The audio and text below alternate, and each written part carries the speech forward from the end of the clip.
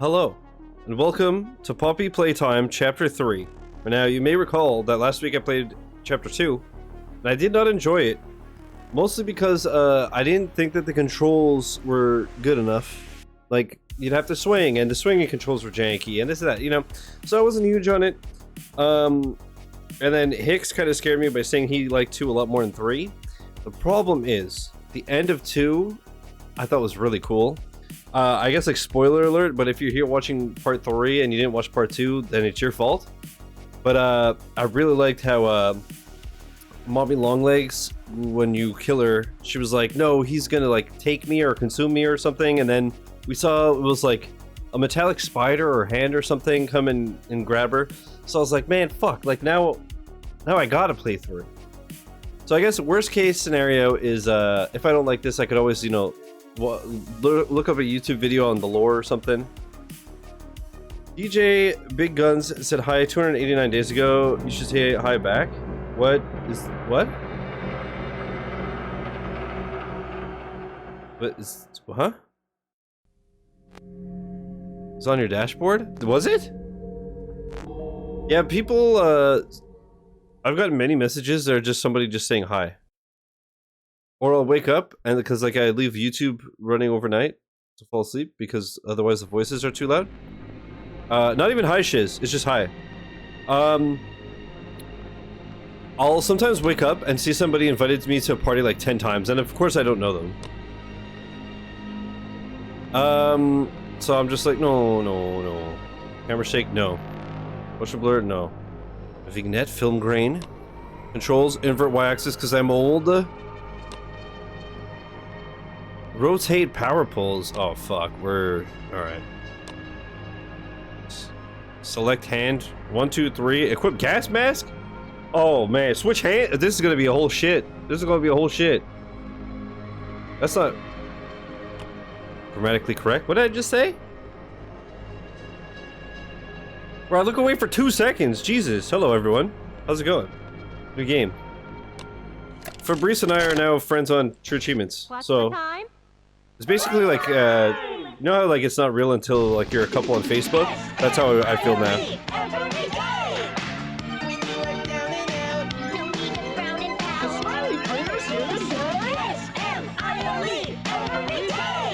That's my motto for the stream.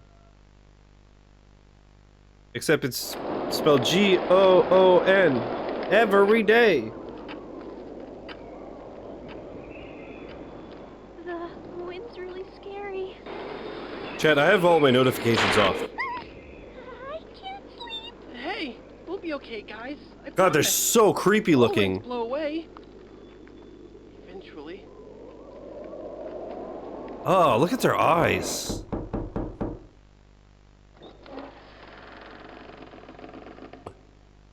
It's a cat. Oh God, that is awful. Catnap! Please, help us go to sleep, Catnap! We need it, Catnap. Please help us. I want to play a game.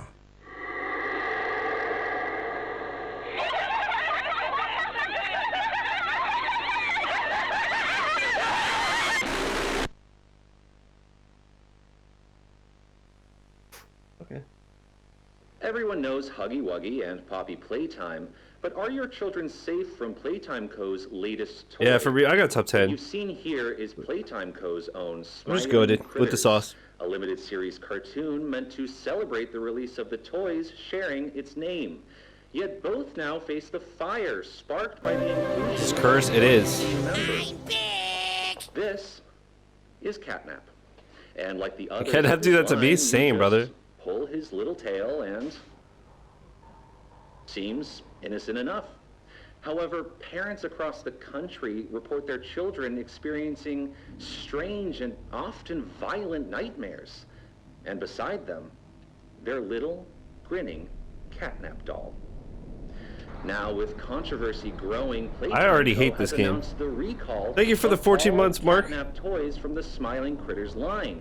His image cleared from all promotion. Enjoy your really good Bring Me the Horizon album. Damage already done. Will disappearing be that easy? The exact cause of these incidents still unknown, only one thing appears. Jeez, why would that give certain. children nightmares? Bro, I'm 37 and I'm never going to sleep again. Safe with catnap. I fucking hate this already. That was a fun stream. Cool. 5 minutes, 11 seconds. It's true, I am double insomnia'd up on a Friday. Is that me? Well, now I feel much safer. Yeah, that's probably me. My hands look different. So you can just lift that manhole just that easily, huh?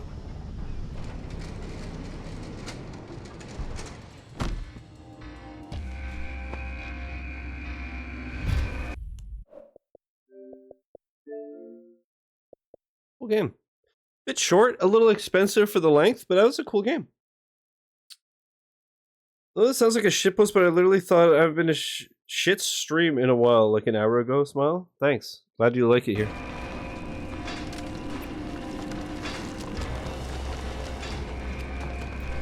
But yeah, when I was playing Taiko no Tatsujin, I literally... Oh, it's closing. Oh, okay. Oh, Luke. Save me, Luke Skywalker. Oh yeah, okay. Yeah. God, the controls are already so shit. Oh, I know I'm gonna be a salty Sally. Well, yet again. Fuck. Slam! I'm gonna keep it real, chat. I wish this was me. Oh, don't edge me like that! Fuck, man! That's how it felt when I got clapped by the fucking car, dude. I was like, really? You were that close? You fucking bitch? I mean, no, I'm glad I survived. It was really cool that I got another 2 years on this wonderful planet I love so much. So how's everybody else's Friday going? How's the audio? Is it my headset that's loud, or is it the game that's loud? I'll say something wholesome to a nice dude, and that's what I write. Holy shit. Oh yeah, but anyway, so Taiko no Tatsujin. I don't care about what you were saying. Oh. Yeah, I was looking at TA because the achievements themselves are Japanese. So I was looking to see like what I had to do. And then I saw that there were 8 people that completed it, and I was super close, so I just turboed the last couple of achievements so I could be top 10. You know. Just... You my taint? When did you shower? I mean, what? No, that's ew. That's yucky. Oh, that would never do that. Ew. That's major Yuckville population, you. Yeah, is the audio okay?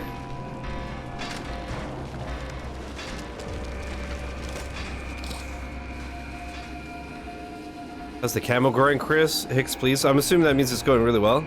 Like, Hicks, please recognize that my grind is crazy styles. Okay, so, oh, I see. Nope. Too much of a Chumbawamba for that. Okay. This is a fun game. Yeah, is the audio okay? Also, Nick, you asked me if I was a furry now? Dude, that was literally the meanest thing anybody's ever said to me. Whether seriously or in jest, you never compare me to a fucking furry.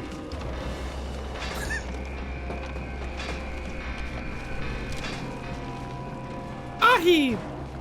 Yeah, look around so you can climb and get nowhere. Cool, man. It's Gucci, thank you. Shitsy Hollywood? Brother. The one day my stomach doesn't try to kill me and I get called Shitsy Hollywood. God, my life, man. Is this not the way either? Where the fuck do I go? It's the first room! I've asked if you were a VTuber now. Actually, I don't know. Yeah, I don't know which I hate more. Chris, good luck on the work and the trek. I was trying to be nice. Yeah, well, trying is the first step towards failure, homie. Slam. I would say you got me flipping PO'd. All right, no, but for real, where the fuck am I going?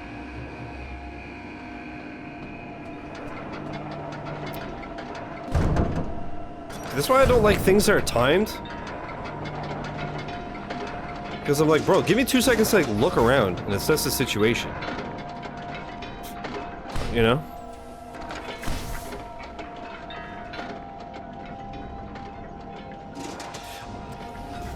Is my game broken or something? Is there no solution in room 1?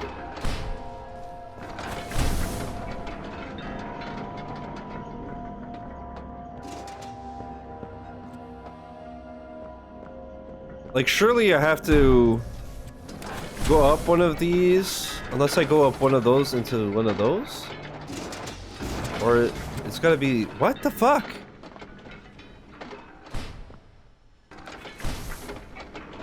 There's no way I'm that dumb, is there? Don't answer that? Why is there a hole in this wall? Bro, there's gotta be... I've gotta be missing something super obvious.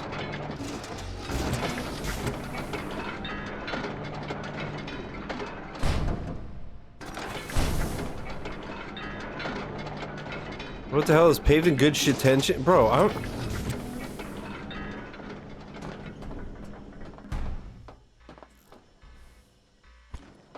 So I had to go in that room to come back to this. Yeah, that's super intuitive. Just starting off really fun. It's my favorite chapter already.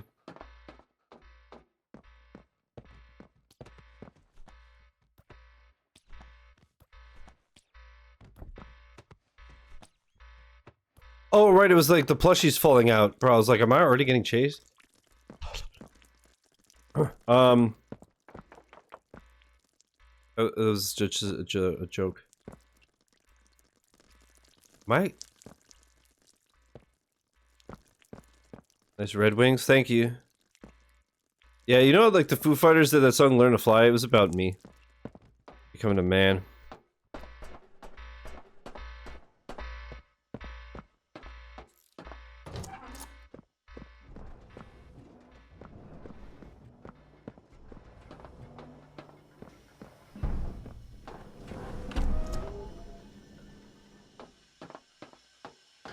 This is already so fucking creep. What? Bro, not this game with these controls. As I say that. Oh my god. Oh god. Okay.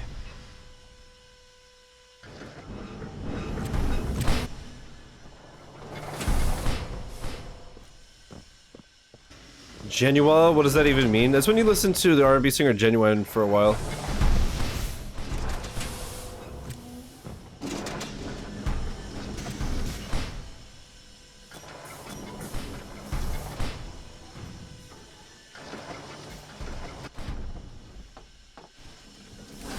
Ladders. Or there shoots. So it's not too loud? Okay. I guess it's just my headphones.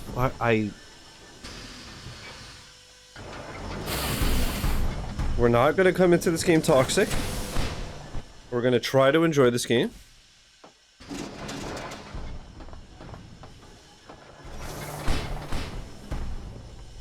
Why does the sprint deactivate between every platform? Okay, it's a fun video game. We're having fun. We're having a fun little silly gamer Friday night. Okay, that kills me. Nice Chris cause. Okay. See, now this is a problem. You go too far. Habitually. You're a habitual line stepper. Welcome back, Chris. We were just talking about you, about how cool you are. How you don't die in video games because you're so good. And I like... Okay, the ladder's a decoration.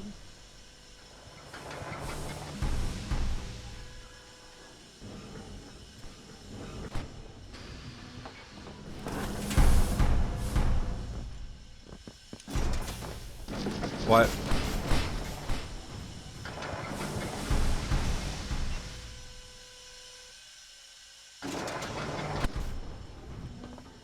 I need to equip Shizzy HQ with one of these that just crushes me.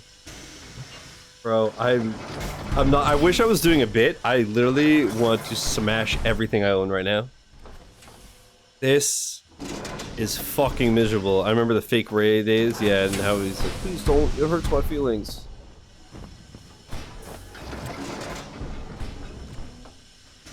And if it was anything else, I would have been like, okay, that's fair. But that was just like, bro.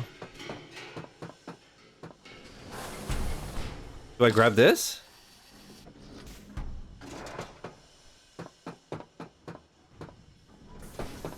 Okay.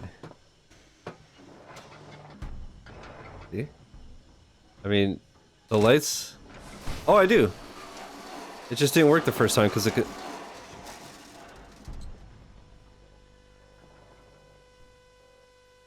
Well, just because it was like, we had Ray Norvez Jr. and Ray Cox, Stallion 83. Oh, good, I'm back here. So we just call him Fake Ray. Which, you know, anybody else would have been like, oh, funny. But he said it hurt his feelings for some reason. And I was just like, okay. Well, man. I don't know what you want me to tell you. You're gonna find the world a very hard place. Was that a wacky waving inflatable arm flailing tool man right there that I just been done seeing?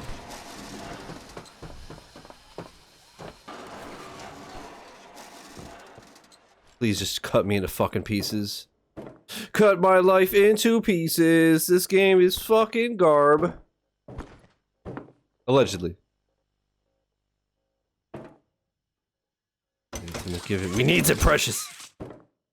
Anyways. Enough talking bad about somebody who's not even here. Can't even bully him in real time. What? I mean, what? I'd never do that. That's crazy. It's so mean. Oh, can I do that here too? I'm not gonna lie, chat. We're 16 minutes, 17 minutes in. I already absolutely fucking hate this game. I'll keep it real. I want to turn this game into a person and punch its fucking face in. But it's early. It's early. So maybe it'll change. Waste the battery. Maybe, can you calm down before you backseat? Fucking shit, dude. Try to find the VHS. Can I lift this? Can I be like a huggy wuggy catnip boy?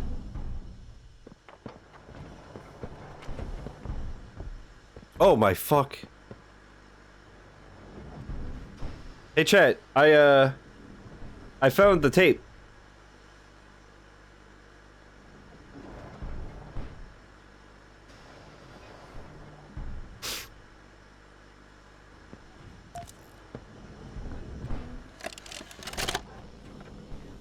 All right, Miss Harper. Please explain the situation. Spare no detail. Well, Over the time of your life, it's all over your face, unlike beard hair. It was peaceful.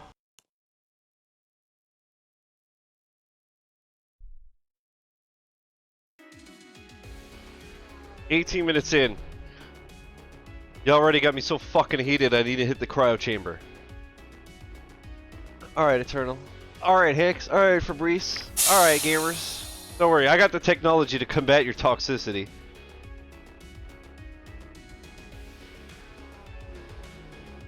Complete. Alright. Alright. Take two. We got this.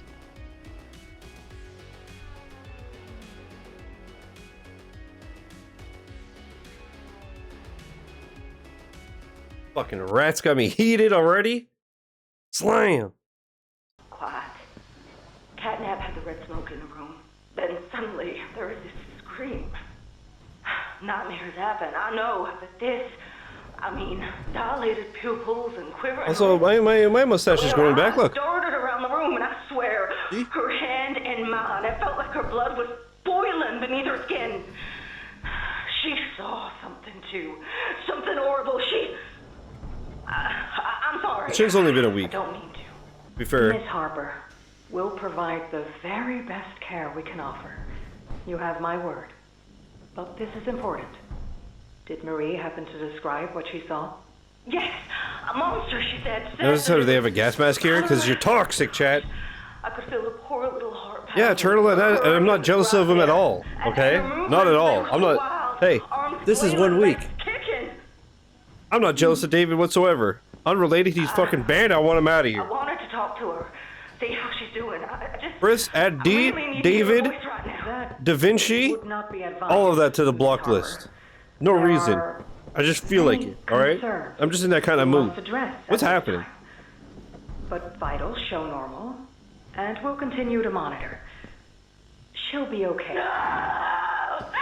Well, pardon me if I'm not comforted by that. Just bring my little girl back. Turtle, to I'm me. kidding. He's welcome here anytime. We're cool. He's the plaid dad, you know? That's my boy. That's my dog. D stands for my dog David. No, but he is not welcome on the premises.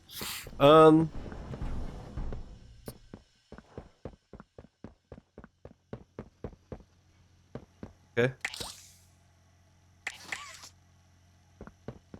Oh, I tried to high five it, but I guess I'm not cool enough. My beard is just a substitute for growing a personality anyway. A beard is like man makeup. That's why I just gotta just stick with being an uggo. But it's okay because I have technology. Look at this. Now you can't even tell. Man, look at Shiz looks so bearded and handsome. Oh man, what a sexy guy. Damn. I'm Bubba Bubbaphant. Hey, I remember you. He's look how oh man. Look at that, huh? Whoa. Wow, what a beautiful. I'm gonna break OBS. There's so many filters on. Ah, there's so many filters on, bro. That one, and that one. I like this one a lot. I don't know if you guys noticed, but anytime the game does like a hallucination, druggy type of thing, I always throw this on. It's good. And then I could do this for when I die. Ah! But I'm back. I'm back, and I'm in heaven. See? Huh? Okay. Anyways, this game. Here. Elephants always Bubba Pint. remembers. Want to know what I remember about you?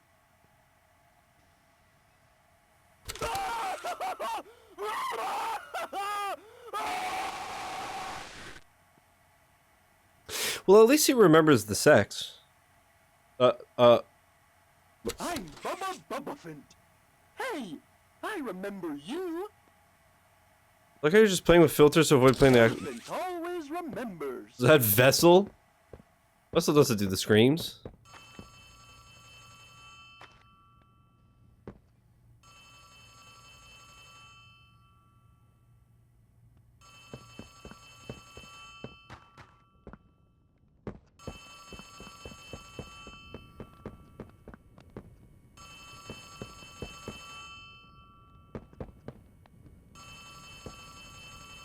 Alright, I put like the telephone filter on voice mod thinking that I was just gonna like answer the phone.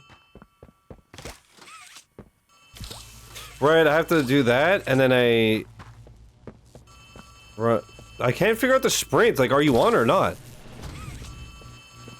Yeah, I'm coming, shut up. Is this the phone? I guess so. Hello, Shizzy HQ. Hey, can you hear me? You look kind of lost. I No? don't want you to die, so I'm gonna help I'm you. totally Check this fine. out. Look at the tube thing under that wall. I know exactly what. You can use that battery to open the door. The vaccine. Thank you. Yeah, whatever. Mark, have you seen live footage of them doing rain? One of my favorite things about Sleep Token is that Vessel's mask is the only one that shows his mouth. But when they perform live, it's For, the guitarist, who does the screams. So it's so funny because he like walks up to the mic and it's like this. Here, what? We have the technology, okay? He goes like, "Rain down on me!" Right? But this is what I didn't know that. It's so funny. So he like walks up like this. But again, because you don't see anything, he just walks up to the mic and goes, "Why is it not playing?" Slam! Is it broken? No! Is the button broken? Why? Why? The technology failed me? Playback device. They stop. Yeah, why didn't it record? Fucking rat. Playback device? If I do headset? Rain down on me! That's literally what he does, and then he just turns his head like that. It's incredible. Alright, clear sampler. Man, you fucking rat bitch. I had it set on default. Why didn't it play on the headset? Bitch. Damn. I wonder, did I ever do a TikTok of it? Because I remember I zoomed in. That was taking me back to Eden, was it?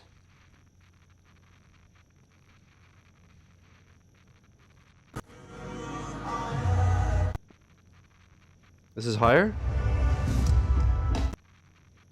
Did I do a TikTok of it? A Tiki-Talkies? I'm pretty sure I sent E a clip because she wanted to hear the scream. Let's pause the YouTube recording. Let's continue my favorite game. Whee! My phone lit up and I was like, bro, did I already get banned from Twitch for playing Sleep Token? Whoa. Did you do that? I guess that's No, this was where Lightspeed. Catnap found you. Oh, I know you're blowout probably king! mad Oh, Poppy blowout wants king! to escape, but she needs you.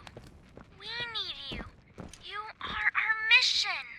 Together, we can save a lot of people, including you. Playcare is straight ahead. It's the home of Catnap, one of the smiling critters. Is that like a Smiling Friends reference? 8 of them, I think. Now it's just him. Playcare is his church, his hunting ground. So why am I going there? Wherever he wants it to No, you know what? be. I found a better Better place to go. keep moving quickly. We'll keep in touch. Good luck with Catnap. Oh, and by the way, my name is Ali. Nice to meet you. Oh, the pleasure's all mine. Wait, I just...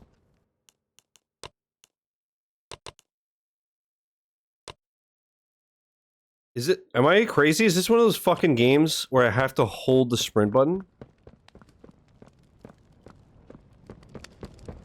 Okay, that's why the beginning was giving me so much trouble. You have to, like, hold it for a second before it activates.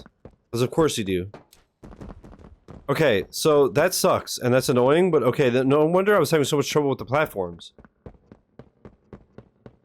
Liberals controlling the weather. Ollie? At least this one's more listenable than next gen. Whoa! Now.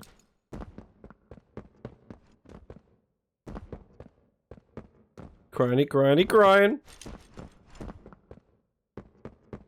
Okay, and the sprint stays activated, looks like. Okay. Bro,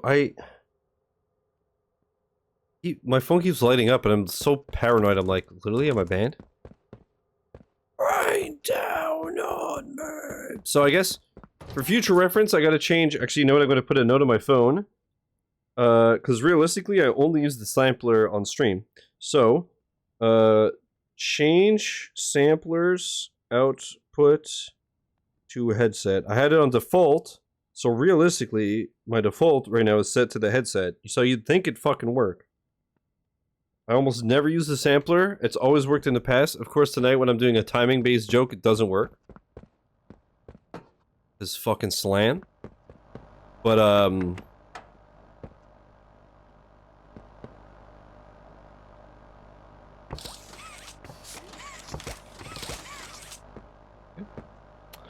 whatchamacallit? Now I'll just, yeah, for the future.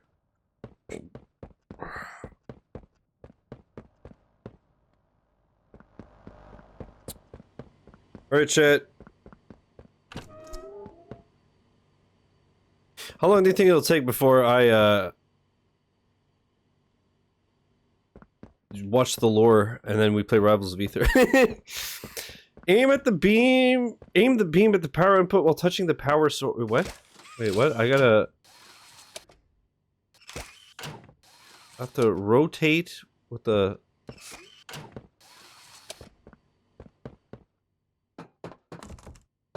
$20 minutes? Should we do a prediction? Grab the handle. Rotate the beam with the left and right bumper. Oh, I see. Oh. Aim at the power input while touching. Why is it up for 1 second?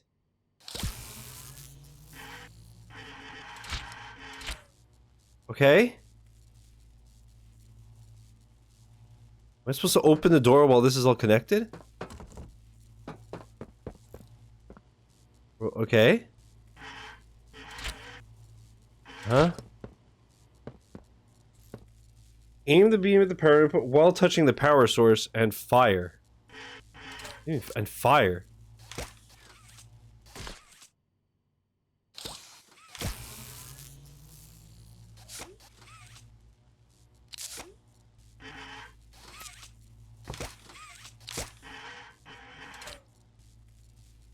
Am I fucking dumb?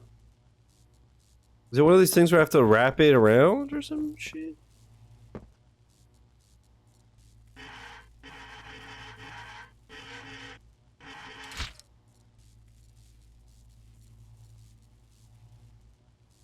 Am I doing it backwards? No.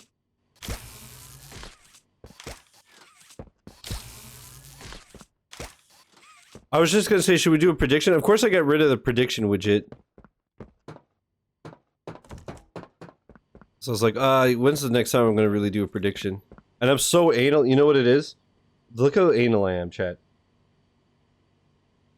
You see how here, I've, like, my sources, they are all listed without having to scroll, but having the prediction, I had to scroll a bit if I wanted to look at something. And realistically, I never touched any of them. But because I'm just so stupid in the fucking head, even though my fucking scenes folder, I'd have to scroll. I'm just a weirdo. I don't know. Is denting time? It's true. I think I looked up on YouTube for this part. I was stuck for like 15 minutes. Okay. I didn't like this one, and I like 2. Yeah.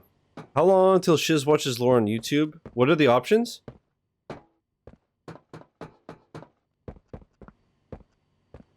Bro, what is with my phone? Everyone, I guess it's Black Friday. Dude, I went to the mall, like, because when I bus, I have to transfer buses at the mall, right? And I get there at like 10 past 3, and the bus, of course, comes at 3 or 3:30, so I'm like, fuck. Like, okay, I'll go get some smokes, and I'm like, okay, well, now what? I'm like, okay, I kind of got to piss, I might as well go. Totally forgetting it's Black Friday. So I go into the mall, and I'm like, what the fuck is happening? Why is everybody on planet Earth in this fucking place? And I'm like, oh, right, it's Black Friday. Right. It took me like 10 minutes to fucking shimmy through everyone just to have a leak. Ugh.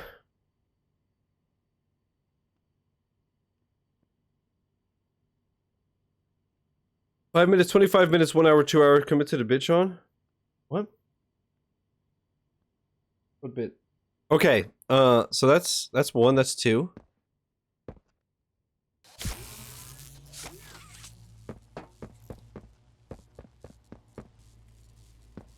I have to like go through.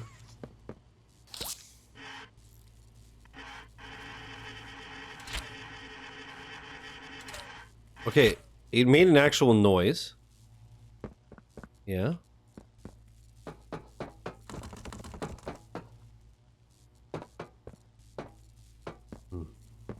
This is a fun game.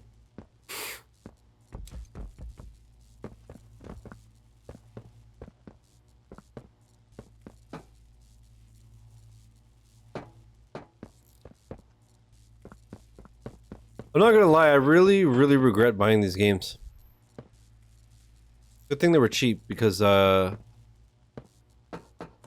haven't even really I feel like there's 5% of it is me getting scared, and it's like, haha, she's jumped. 95% of me is me just being like, these controls suck, or these puzzles make no sense. Okay.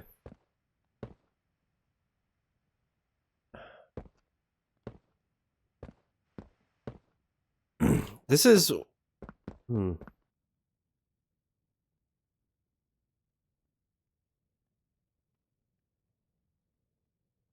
Okay, see, this is why this puzzle pisses me off. Because literally the height... Am I doing backwards?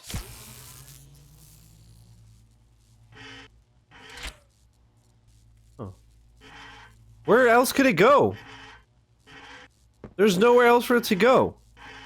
So it has to go there, and it even makes a sound. It clicks, it locks in, if you will. So, and you could even see the current going, like... Huh?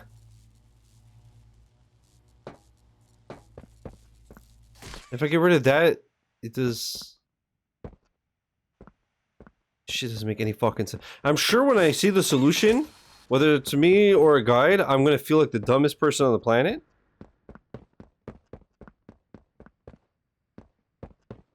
Right now, this game can suck my flippin' phallus, dude.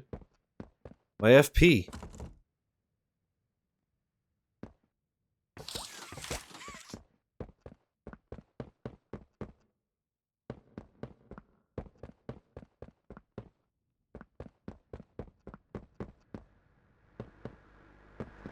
If the game won't, I will.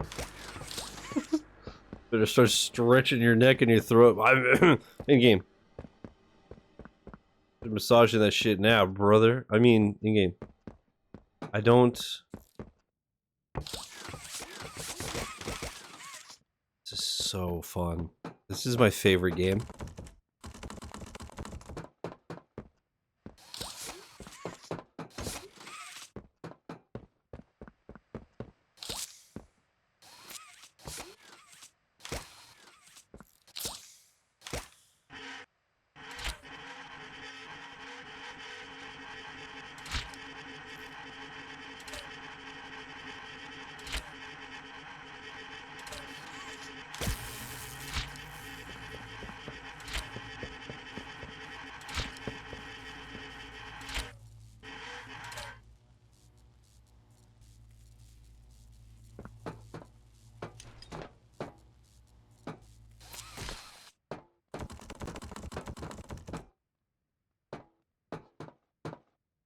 Why do I even want to open this door? Isn't it literally just this door? What the fuck is the point of this unless it's a shortcut to avoid the enemy?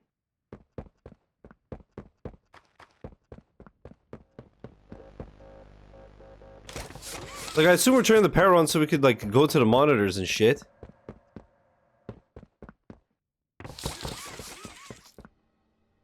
Hated this shit, bro. It's so... I wonder if everyone struggles here. Sometimes there's, like, parts of games that everyone complains, like, oh yeah, it was not intuitive, it was blah, blah, blah, whatever. And sometimes it's just like, it doesn't click with you. Maybe you shouldn't play the Uncharted games after all? Rude.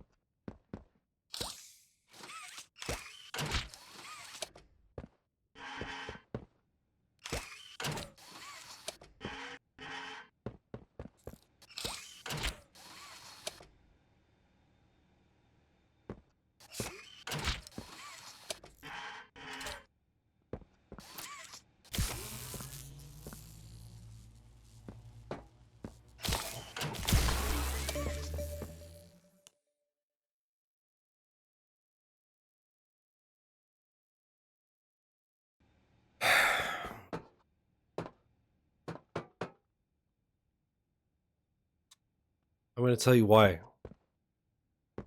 Because usually the hands are color-coded.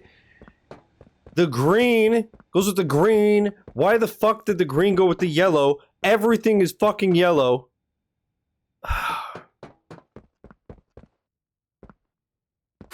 Okay, we figured it out. It's such a full and fun time. It's a happy little gamer time.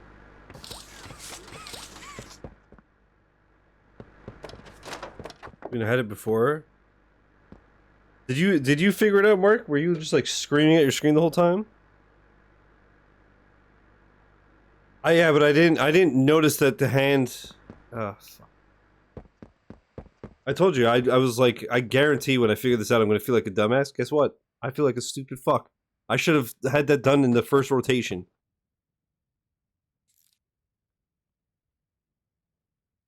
I didn't notice that the hand went through. That's the problem with Twitch chat. Is Mark says that he got it, but like, you know, he could be like, yeah, I totally got it. Yep, I knew the whole time. I'm gonna say it, Mark, you're a flippin' liar, dude. This is Mark laughing at me. Slam! Hey, I'm Chicken. Wanna go outside and hang out?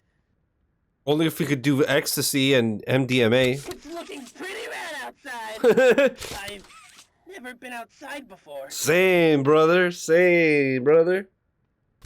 Will you come with me? Streamer brain is Here, follow me. I'll step out first. Streamer brain is totally real, dude. Streaming is. Hey, I'm Chicken. It's looking. Hey, Okay. I'm Chicken. Wanna go outside? Streaming really fucks your brain up in a weird way. It's like you get so good at multitasking that you can't do anything well. It's very bizarre. Like, yeah, I can play a game and talk and this and that, but also, what did you say literally 30 seconds ago? Because I have no fucking clue.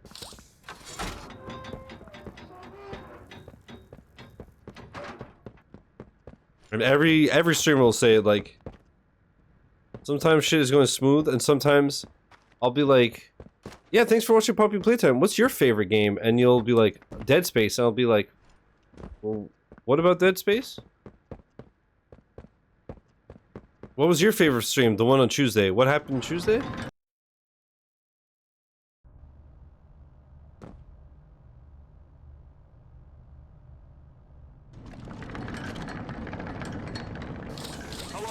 Hello. My name is Elliot Ludwig. When you look around, Oh, so is this train making mogul moves?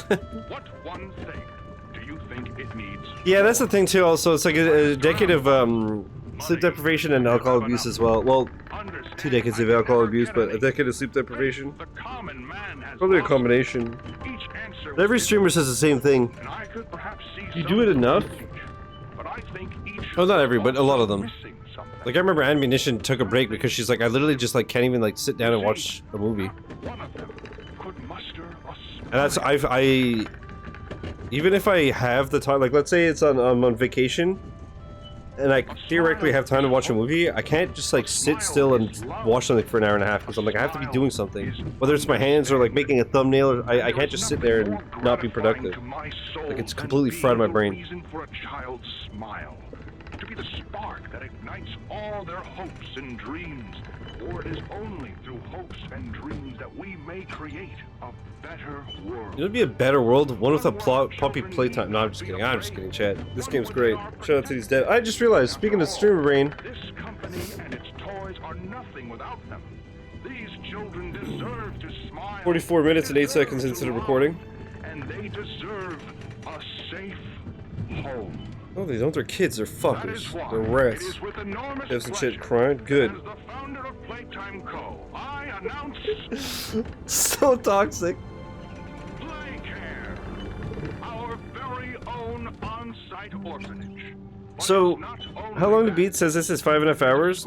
I'm 44 minutes in. I assume the average person is like 15 minutes deep at this point. Our very own ecosystem beneath the surface, dedicated in every inch and detail to ensuring a child's smile. its teachers and counselors, mothers and fathers, until such a time they have all of that in you. May Playcare bring joy, inspiration, and smiles to all who enter these doors. For what gives life its meaning if not a smile? Boobs. I'd much rather see boobs than a smile, personally. I got an achievement! Good, this is on my gamer card forever. Welcome to Playcare.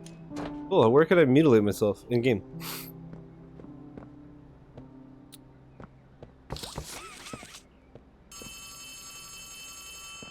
Hello, hi, Ollie. It's me again, Ollie. Cool place, right? The kids used to live here. Now look at it. Anyways, do you see that statue in the middle of the room? Take the stairs that go under it. There's a really cool room in there that powers literally all of Playcare. I can give you a key down there. Oh, this fucker, I remember you. Oh no, rest in peace. We got like what be W Teletubby or whatever his name. Mommy Longlegs, rest in peace. This fucking Dogecoin that is a nightmare. It's like a Doja pillar or something. Is this okay? This is my favorite part of the Poppy Playtime series so far. A Brontosaurus lamp? That's so genius. That's so clever. Remember the duck game, Eternal? Like plastic duck simulator or something? That game fucking ripped. I absolutely, dude, I honestly want this in real life. Home Sweet Home, toy store, counselor's office. I'm gonna need to go there for a while. School. That was like Dora.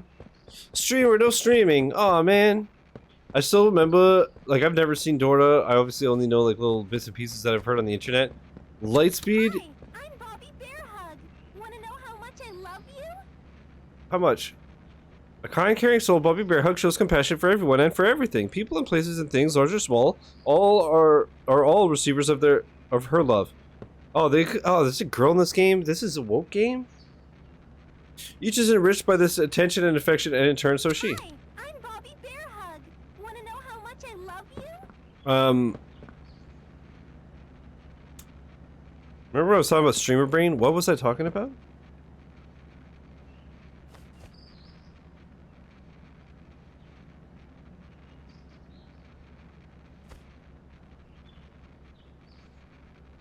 Well, Brontosaurus lamp. I want it.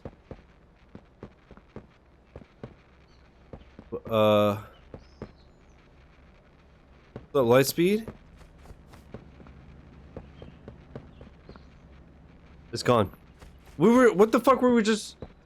Dora, Lightspeed said something. I don't even remember what the hell it was, but then he went like, oh man, and just the way he said, oh man, fucking destroyed me. I don't know if you know what I'm talking about, but it was so funny. Hoppy Hopscotch. Unafraid to hop where others might sit, Hoppy is the friend everyone needs to maintain their energy and enthusiasm. While sometimes loud or impatient, Just go under the statue. she'll always...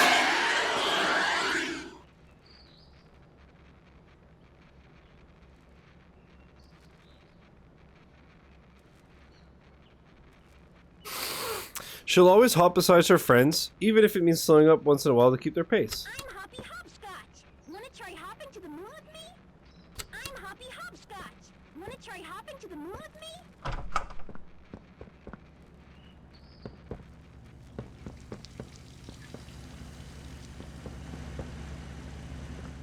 Put my head in this. Thank you for the 250 bits, Turtle. I appreciate it so much. It's so nice of you. Oh my god. That's so cool. Is that Ollie? Hello, little Mr. Oxenfree. Where you is?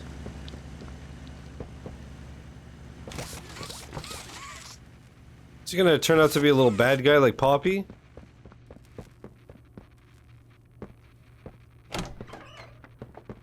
Oh, that worked. Oh, alright, key? Enter the gas production zone. Lightspeed, you're You got perfect the key. timing. You're here. Now the question you're probably asking yourself is, where does it go? Well, head back out, and you should find. I have to go to the gas production place. Can I shove this key in your ass? Blow up king. Pole thing. Pole thing. My boy's cheeks are just going flapping in the wind.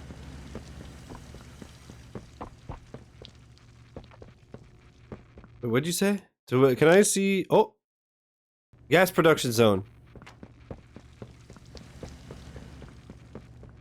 First, she has to weeb it up. Eternal's the ultimate weeb. I always, every time she sends me emotes, I have to revise them and tell her to fix the chin. It's too narrow, it's too pointy. No, I want to jump in the ducky boat, you fucking rat game. This game is bullshit, dude. Fuck.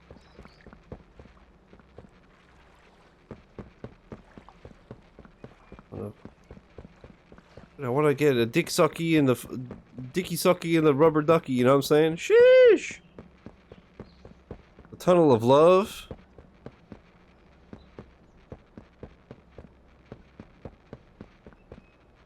Hello! Alright, the gas production zone. I should have looked at the map. This is inside? Lightspeed, I hope you're feeling better. Whole little blowout Kang. Where's the map? Is it this shit? Let's see. You are here. You are bad at this game. Cool. It doesn't tell me where the gas production zone is. I fucking hate this game so much, dude. It's so bad, dude.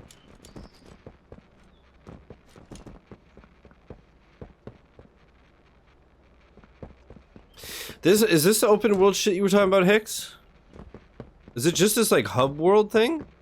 That's not as bad as I thought. Oh, what's this? Oh, look at me. Gaming like a fucking gamer, dude. Sheesh.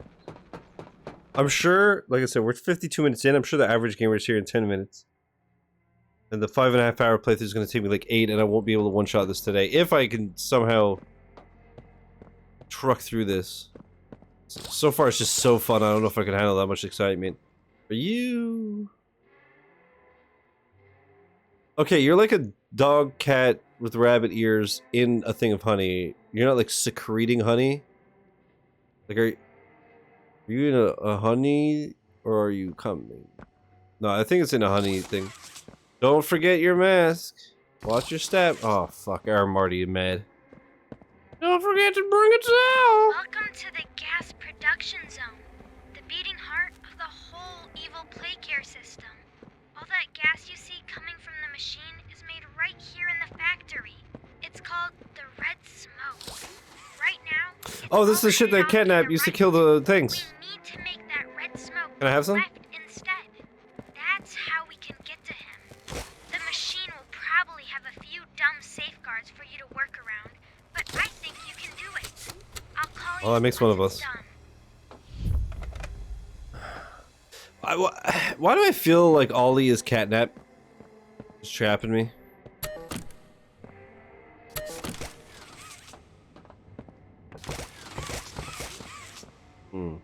Zoom.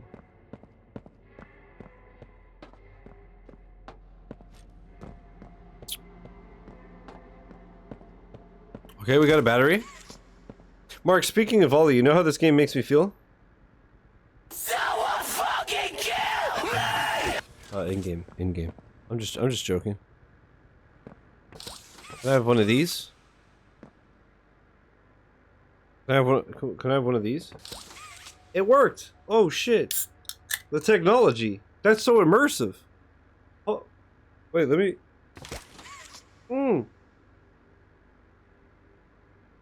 Is there anything these game developers can't do? Oh, absolutely. I'm 100% sure that's what's happening. Don't forget your mask! Was that me? Did you hear the do-do-do-do? Do not enter.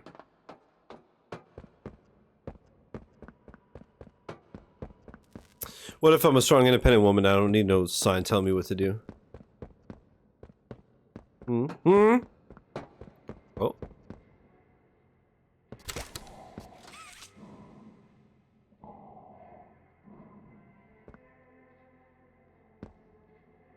So catnap is Vader?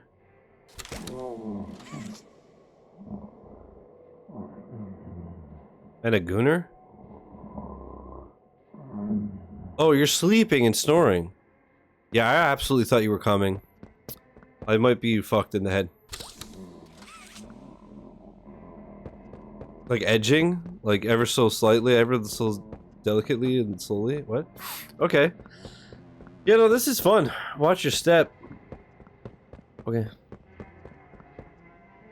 I can't see my feet. Darth Goon. Qui-Goon Jinn.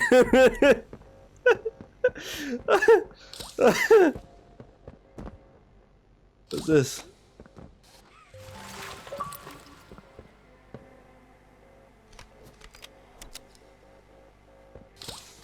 GrabPack 2.0. Okay. Qui-Goon Jinn. Dude, I don't want to like toot my own horn, but that's so perfect.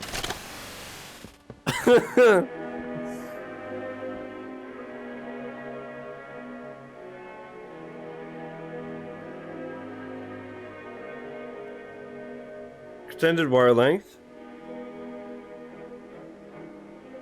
Plus it's purple, so it's better. Clapping hands is easy.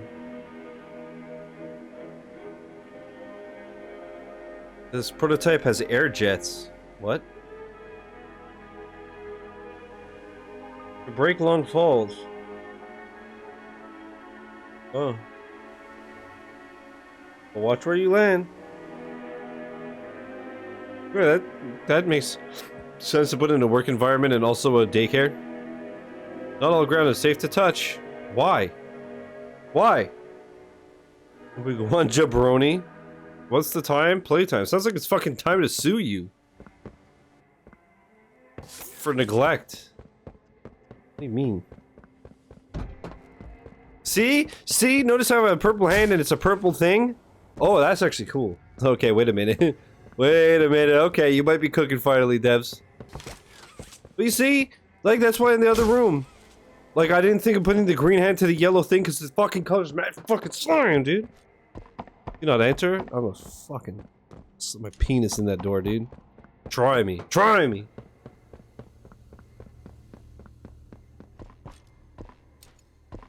All personnel must... Oh, yeah, whatever, dude. I'm over it. Alright? Oh.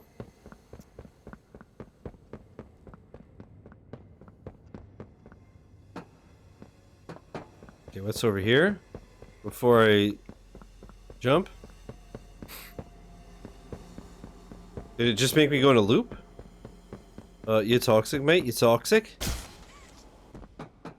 This is death? That's death. You gonna die. No, LD!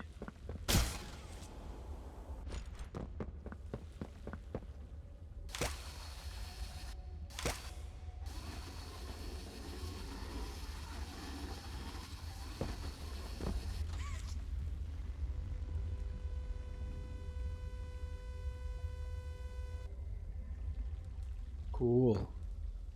Okay, at least that was fair.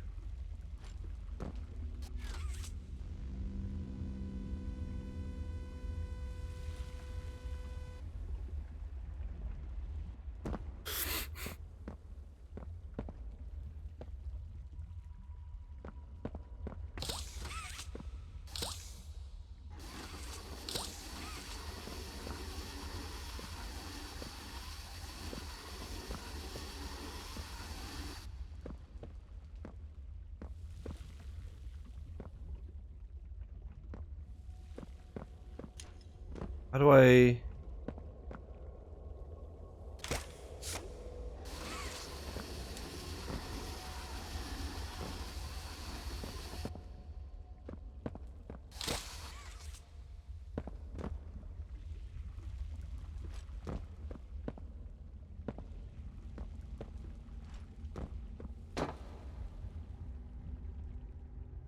Same thing, same result. Yeah, I was seeing if the angle was wrong. You don't understand how jank this game is, bro. Oh, that works. Oh, interesting. Okay.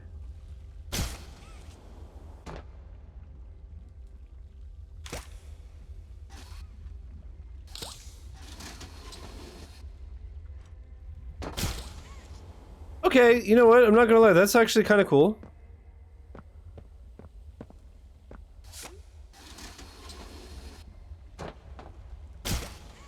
A bit funky to do the first time, but that's actually kind of sick.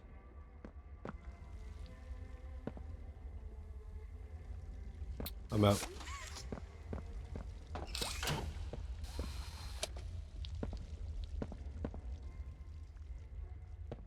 So it does look like Jello. It does. Gotta drink a cherry cola.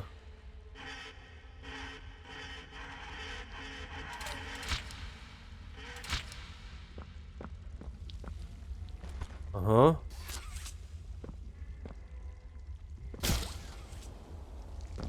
Oh, okay, I didn't die.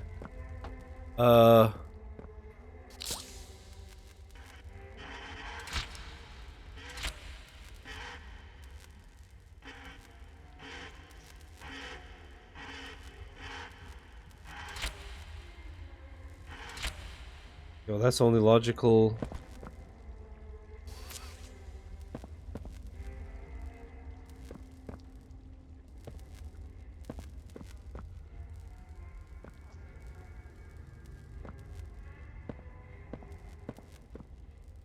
Unless... Does it have to face the other one? Because then the other one, when the arm goes through...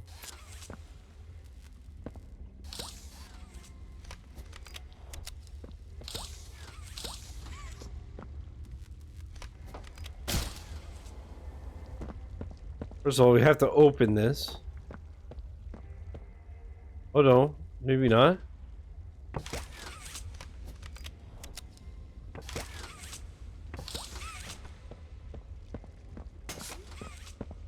Dude, this game is so not fun.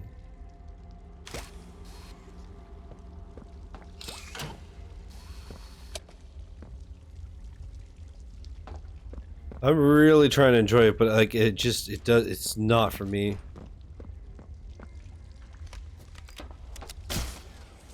Couple of cool mechanics and whatnot.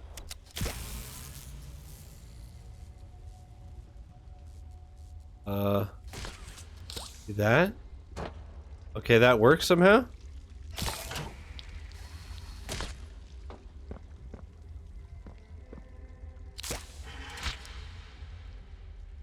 Okay.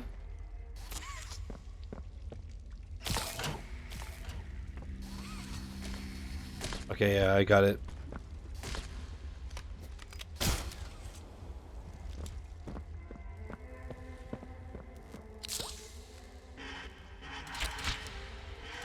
So I had the right idea, it's just I did it backwards. Lost my 50k betting you'd quit after 25 minutes. Sorry, boy. Is that wall moving? Is it? Let me guess, I have to reset the fucking alignment.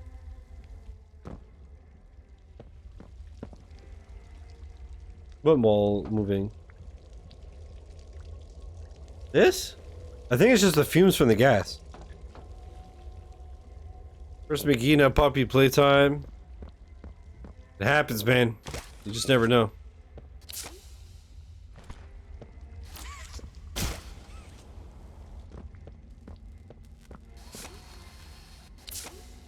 Okay, they actually saved. Okay, cool.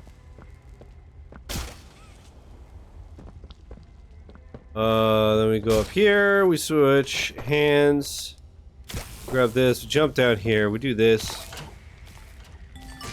Uh-huh. Okay. That's cool. God, that sprint makes me want to fucking slam, dude. Should just drive me insane.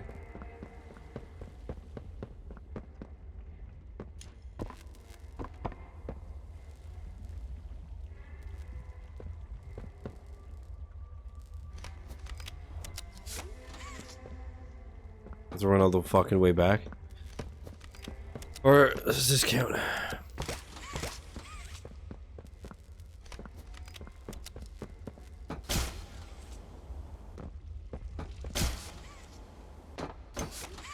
I try to compliment it.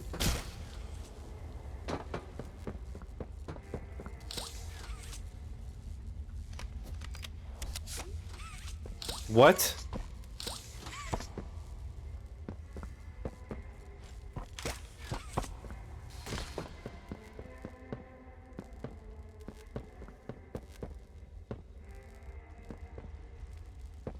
Did I not turn the power on?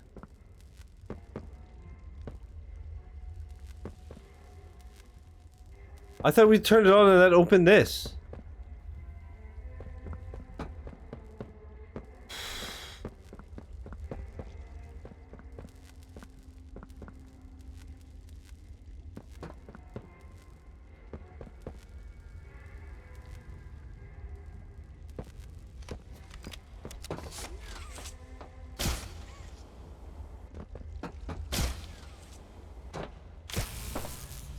I wonder if this hand works here. Oh, it does. Okay, that's cool. That makes sense. So the hand that's longer doesn't reach as far. Huh? How did it... So it worked last time but not now? The fuck?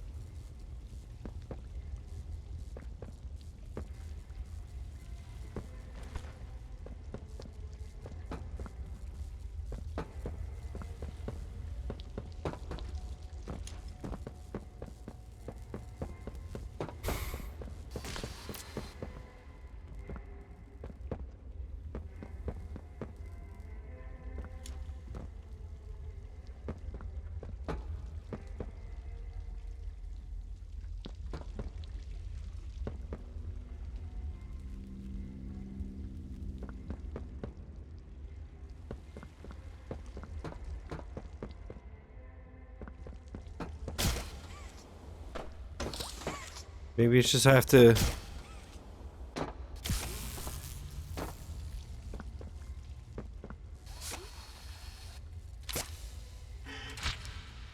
She's back here.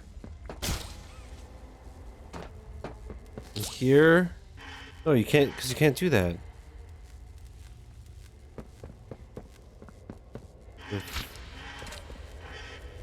I'll shoot that. And then that one.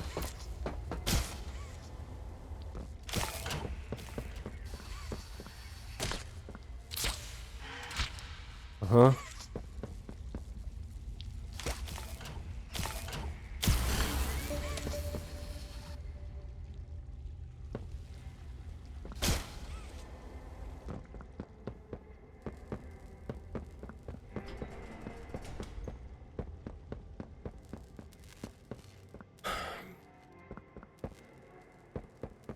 I blame the lack of wings. I blame the lack of good game.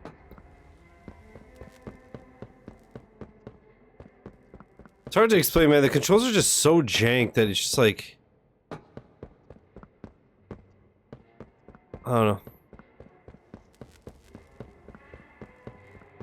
know. So can I restart this now?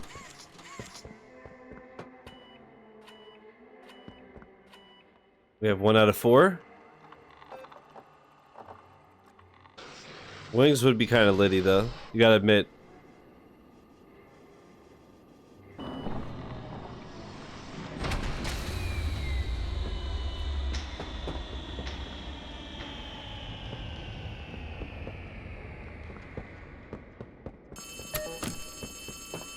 I don't like that it's pitch black now. Oh no! Someone killed the power. Okay, I sent you another key. It's under the statue. Use it to get into Home Sweet Home. Then once you're inside, find the building's backup generator. Good luck!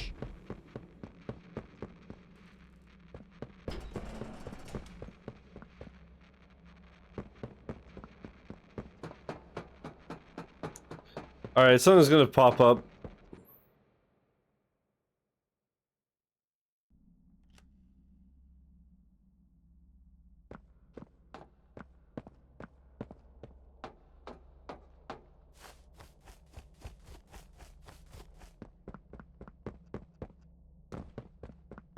Something's gonna pop up while it's pitch black.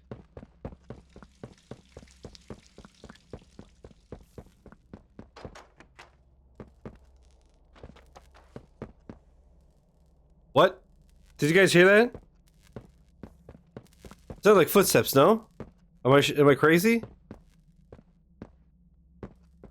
That's where the last key was. What the fuck? Okay.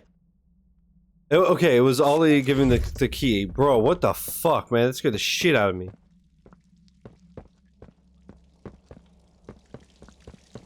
Alright, let's go to Home Sweet Home.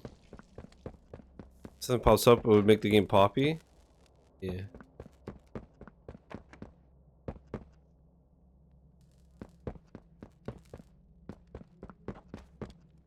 Bro, like, is Ollie in here? What's making all that noise?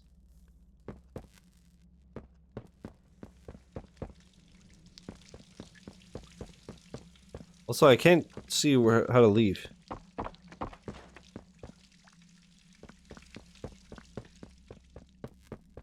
Oh. Alright, Home Sweet Home. You are here. Home Sweet Home is straight ahead. Down there. Just a lore horror? Yeah, but I don't think I'm gonna be going much longer. Is this not Home Sweet Home? I might just pop open a YouTube video because I really hate the game. How you doing, Sam? What's up?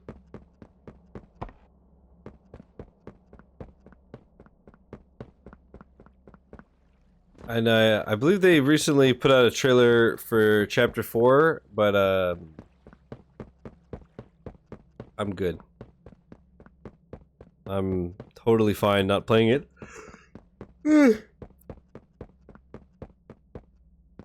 I jumped the gun by getting chapters 2 and 3 right away.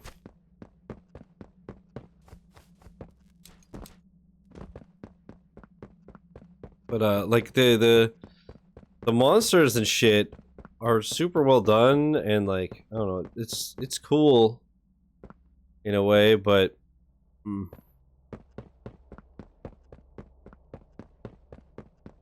there maybe the lights are on. Especially I could afford to splurge on a few Black Friday deals. Nice. What'd you get?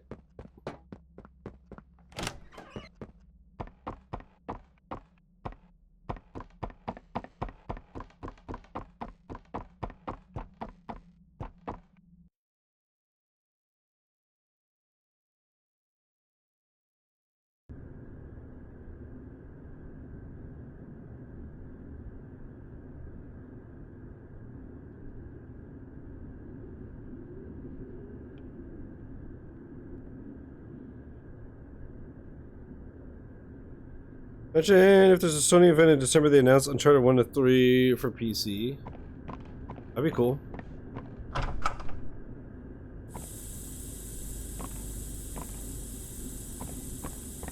It'd make it that much funnier to avoid it. Oh, no, I'm just kidding. Yeah, that'd be dope.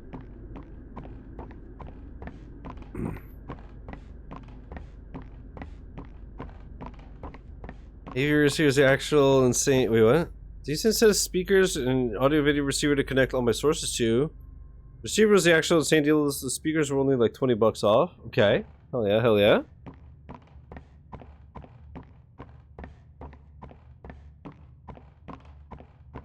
Imagine that was, like new games or like HD remaster of the remastered remake of the PS5 version of the remake that's remastered.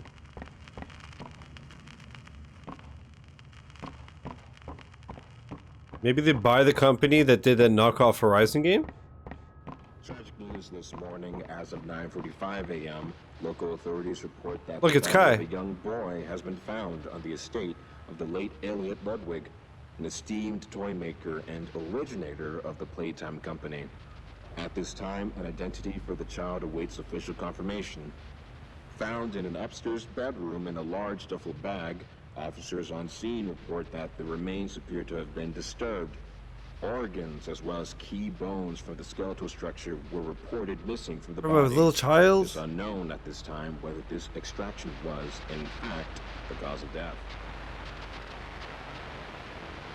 Oh man, they turned him into a little Gumby?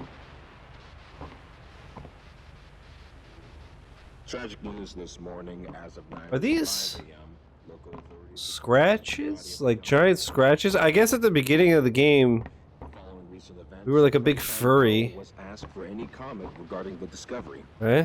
This is what they had to say. Quote, "It's sickening. Elliot Ludwig was a great man, and those who knew him understood that he was not capable of violence, let alone what others now claim. He had a deep love in his heart for children like this one, making the actions of whoever planted this body all the more sick. We look forward to clearing his good name, both in the public eye and in the eyes of the law." Stay tuned for more.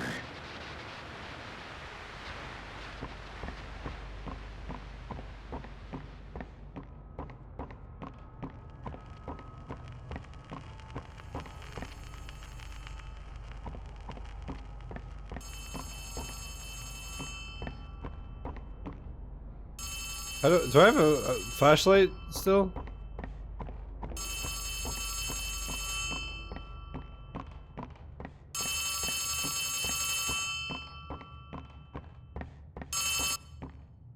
You need to run.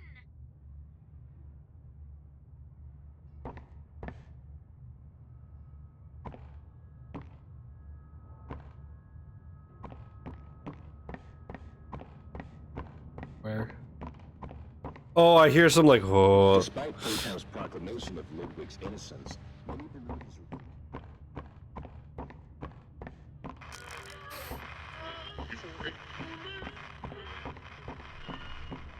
Gonna just appear right in front of me, aren't you? Oh, I hate these scratches. Oh, fuck this. Fuck you. You're awful. Fuck you. You rat fucking game.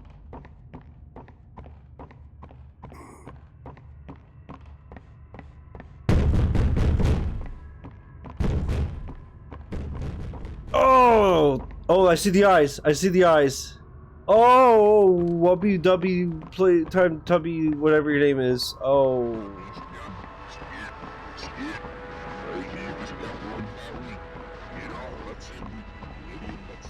Oh, is this the kid? No, it's just nothing.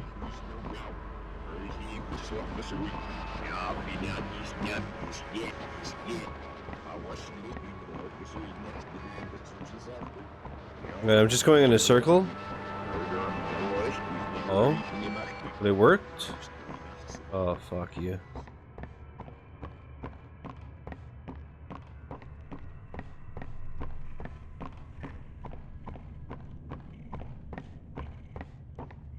I hear the breathing. Kill Tansu? Did I kill the kid? Oh god, I can't. I'm gonna turn around and get fucked. Huh? Is it? What is this?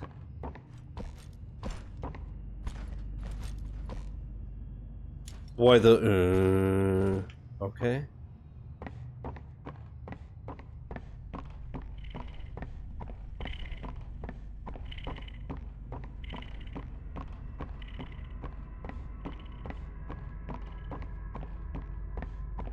Get up. Get up. Get up.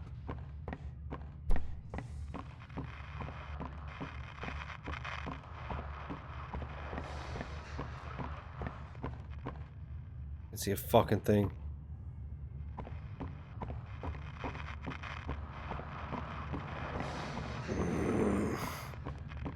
Did it go up? 'Cause I'm having so much fun. Very fun game.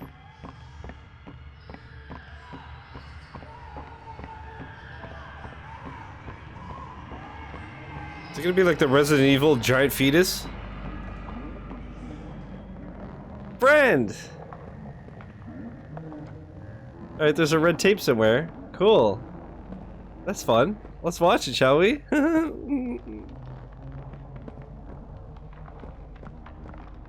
What was the flashlight button again? Oh. I can't. Okay. My arms are gone. Greetings, employees, and welcome to your first day here in Playtime. We're certain that in the days to come, you'll find your new family here every bit as loving and supportive as your own. Feel free to wander the halls, sit in the mess for lunch, or watch our children play. Look, it's Sam's video audio receiver. Join the innovationists, where the bounds of science are continuously pushed. Or join the counselors of Playcare, whose diligence and care for our children will help shape a brighter future. Just you see. No, the speakers are 20 bucks off. Pay attention, woman! woman! Has your part in that future, so should you come back tomorrow feeling unhappy for where you are... Sam, hey, some of us care. Some don't, some of us do, okay? Here and happy to listen. What was the deal on the receiver, if you don't mind me asking? Should you come back years later, your conscience finally getting the better of you, may you descend into the dark and the dust, finding all that awaits you are incomprehensible horrors, each hungry for your return, each eager that they might find you. Perhaps they'd smile at you from a shadow, their smiling mouths full of teeth and meat and plastic. I'm like rubbing my face. I'm scared I'm gonna jump and like poke my eye. Return at a warm welcome. Or perhaps they won't allow you. I'm totally expecting to just like get jumped and jump and but it's gonna get me. Theirs now. Welcome home. Whoa, bitch! No, you bitch! You dirty fucking bitch! No! Whoa! You wet! You're wet! How dare you! I'm gonna do it! I'm gonna do it! Why not do it? Why not do it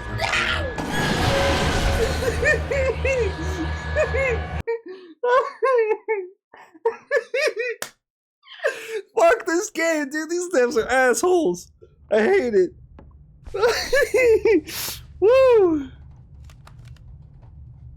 Oh, wait, what? Oh, it was scripted. See? Oh, during Nightmare. No, that was fine. That was so fun. Oh, I wonder if you can escape if you don't turn around, bro. My heart just shot up into the 90s. Woo! Thanks for the 500 bits, man. Appreciate it. Oh. Hey, thanks a lot for the bits, huh? That's 150. Sorry, after I also got the cabling and banana plugs that I needed. Don't put bananas in cables, they'll like electrify. Normally it was a $500 unit, but I got a refurbished unit from a well-regarded distributor for 200. But oh shit, 200 instead of 500? That's like almost 20% off. Good for you, man. That's awesome.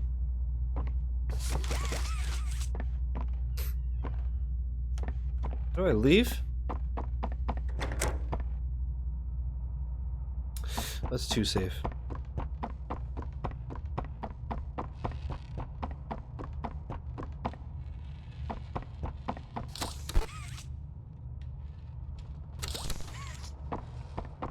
Is it because she dead? What is this? A little fucking babo. Look like a little... Yeah, you're hanging. Oh, is that the little fucking rabbit with the symbols in the last game that scared the shit out of me? Look at all these childrens. Are these real childrens? Dude. Did they actually kill all of these kids for this video game? That's terrible.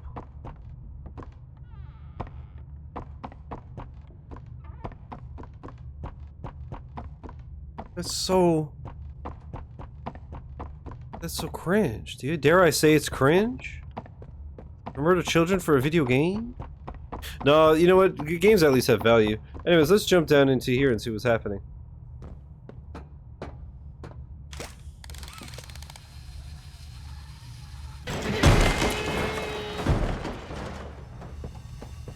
Oh.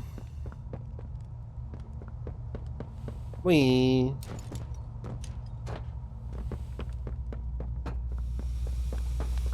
Oh, good. More red gas. Okay, so now we reach the point where it kills me and I have to avoid it. I see. That's the most your heart has worked out since the tummy kissing?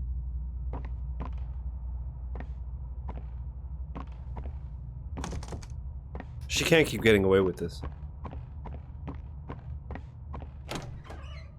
We have to find a weakness.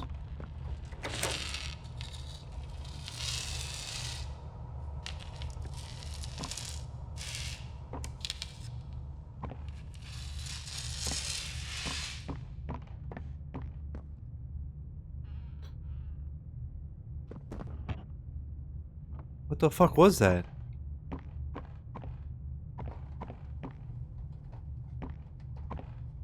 Cool. Hey, I found a chalkboard. Hey, Eternal.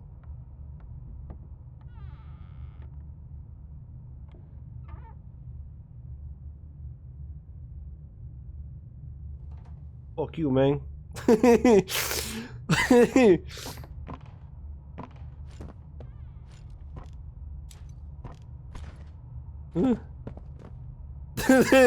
This is who you're being mean to. When you're being mean to me, this is who you're being mean to. This is me if you even care.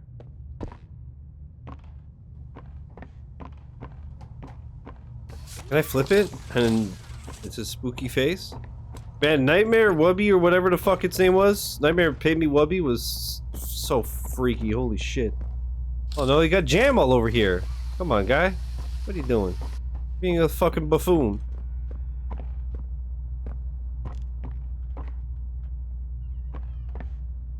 Okay, so I could crush under there, or I could jump in here. I don't even know what I'm trying to do at this point in time.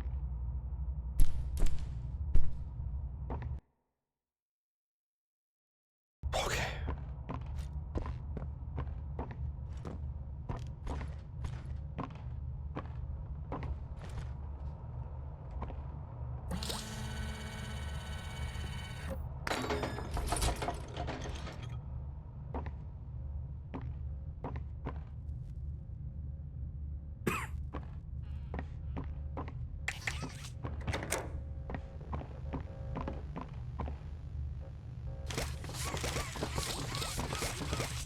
See.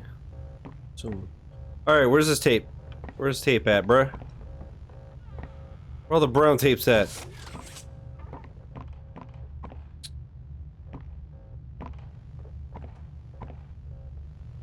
So far, they've all been in the same room as the VHS, so hopefully that is the case. Also, the flashlight is on automatically. That's what I thought in those last sections. It's because you're not supposed to... Yeah, Sam, I saw that, dude. Shout out to them, man. They, you know what? That was one of the greatest comebacks of all time. I'd argue it's that or Cyberpunk.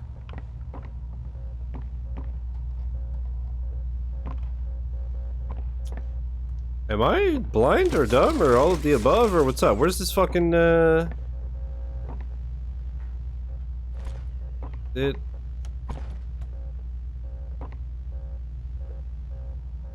Vobis do. Where are you? And I'm so sorry. Vobis do, and I'm so sorry. Cannot sleep tonight. Is this the first tape that's not in the same room? You're gonna have to make me work for it? Yeah, bish. Yeah, bish. Yeah, bish. I need to listen to New Kendrick. Oh. It was right there. Maybe Concord will have that kind of come back someday. 1322. Yep. Clear Any day neural now. abnormalities were It's all detected in Stu's his fault. It recent is. checkup. Though highly irregular, we've pulled him from the home sweet home just before lights out to perform. What is he doing with my friend?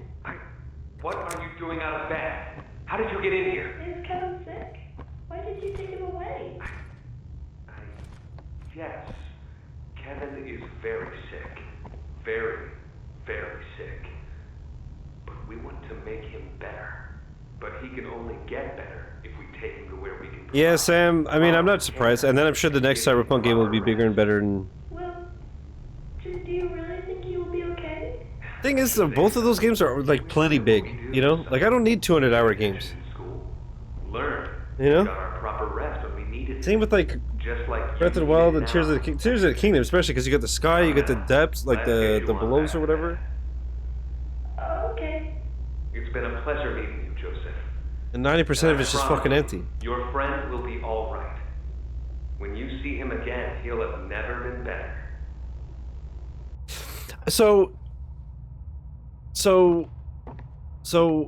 Okay, so the kids, there's kids in this game. We've established that there are children. At least one got their organs and bones harvested and were put in like a duffel bag on a doorstep of the guy who ran the daycare. But so I'm trying to think, like, why are the animals the kids? The cursed creatures, are they the children? Is it like a Five Nights at Freddy's where, like, isn't that like the whole thing in Five Nights at Freddy's that the animatronics have like children in them or some shit? They're like the dead children. I need that humongous CDPR game, bro. I don't know, man. It's like, I remember I played Witcher 3 and I enjoyed it. Like, I thought the gameplay was okay. I thought it was just another game. I thought the story though and the characters and shit were phenomenal. So I had a great time. Then I got to the point where I was like, okay, I beat the game and I could do the DLC, and I was like, you know what, I'm good. I'm ready to move on. You know?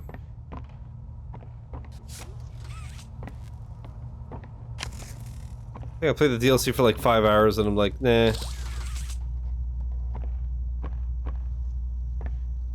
And I know I've heard like the DLCs are really good, so like Blood and Wine or whatever the fuck it's called. I've heard nothing but great things, but I was just like, I'm just... No.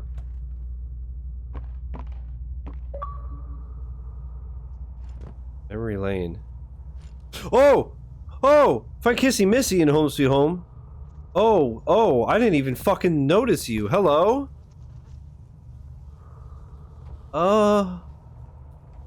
Hi. At least you seem friendly. Hey, I'm gonna let you reminisce. I'm gonna close this door. And I'm gonna set the building on fire. You hear her breathing? Hide? Oh. Uh-oh. Oh. Do I have to like hide at this very moment, or did that just like trigger? I don't like this game. It makes me feel very uneasy and queasy and such. I don't like it. Also, I literally don't have any idea where I'm going because I can't see a fucking thing.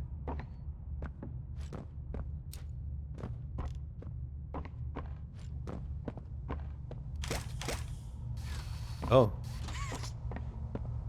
Okay. Did I just hear her? Okay, the ambient noise is getting way fucking louder. Is he close? I feel like it's like blowing my fucking eardrums out. Oh, there's a daddy long legs? Oh, good. Can't wait to meet you, cutie. Let me in.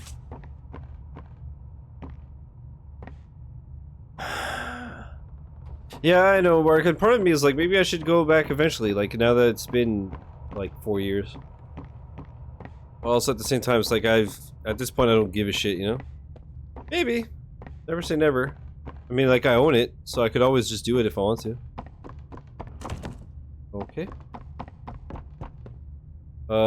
Is this death? Yeah.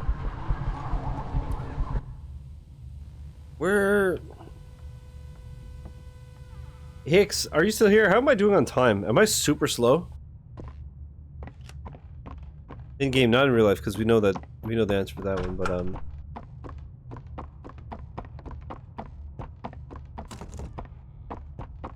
do you remember for an hour and a half? Am I doing okay or am I slow? I feel like I'm really slow and bad at this game.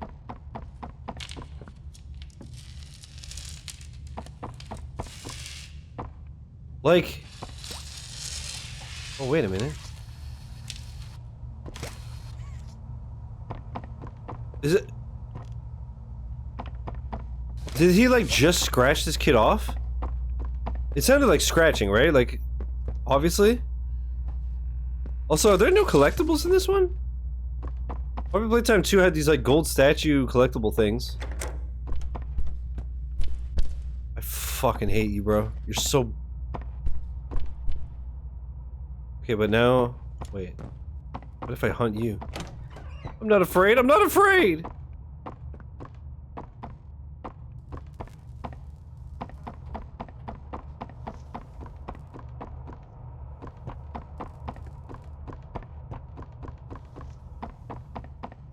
I feel like I'm very...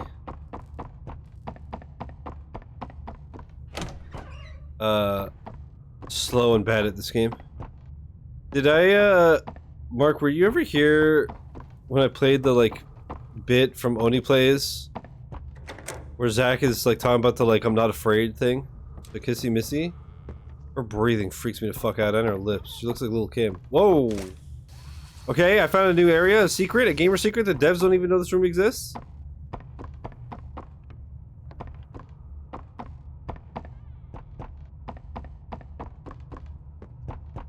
What does Backstreet's Back have to do with...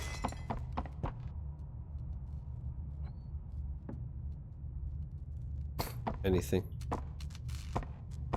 Yeah, I know I'm supposed to go down there. I don't know what Oni Plays is. You do not remember Dragon's Ball P? Carrot cake?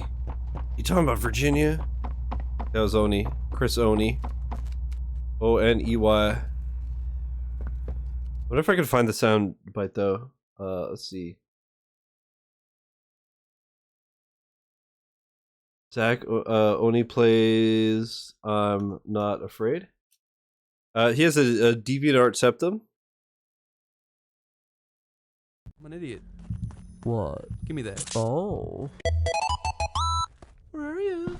Come on. I'm not afraid. Come on out. I'm not afraid. You think I'm scared of you? You ever see that movie, Fear of the Dark? No. I saw it when I was a little kid. It was like a horror movie for 12-year-olds. Does a little boy say, I'm not scared of you? He literally, at the end of the movie, he goes, I'm not afraid! And then when he starts saying, I'm not afraid, all the monsters start dying. Fuck off. I'm not scared anymore. Come on, come get some. Come get me. Come on, I'm waiting. That's exactly it. It sucks. I want to see a movie where a kid goes, I'm not scared of you, come get me. They actually get killed. The moral is don't be stupid. That would be a really fun cliche to break. I know. Has there ever been that one cliche where the kid's like, go on, get out of here. I don't want you anymore. But then the thing just dies. Just falls from over the kid dead. doing that. Just turns to dust. And he goes, ah! That bit is awesome. I'm afraid. This fucking big fucker, he's gonna be... I know I'm gonna turn a corner and he's gonna be right there and I'm gonna shit myself. I'm a fucking puss with that jump scare shit. You know it's true.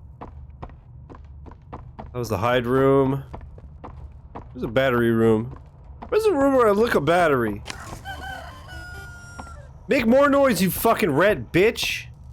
0% power? What do you mean? Why I put 2 batteries? Really, that means 200% power.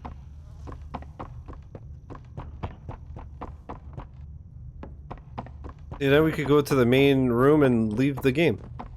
Right?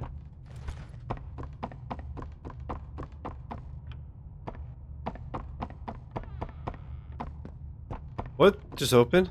Or closed? That wasn't me. Was it me? It wasn't me. Is that a lighter? Are you gonna light me on fire? I burped? I'm gonna like open the door, he's gonna grab my wrist or something. What?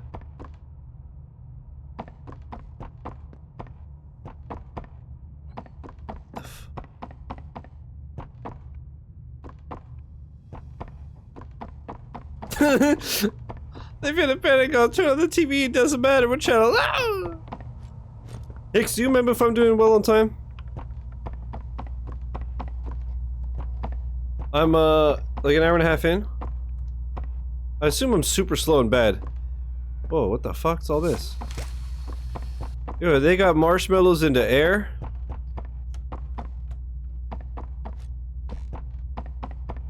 Big dude gonna show up, we're all gonna caca ourselves? Dude, that's turbo caca style.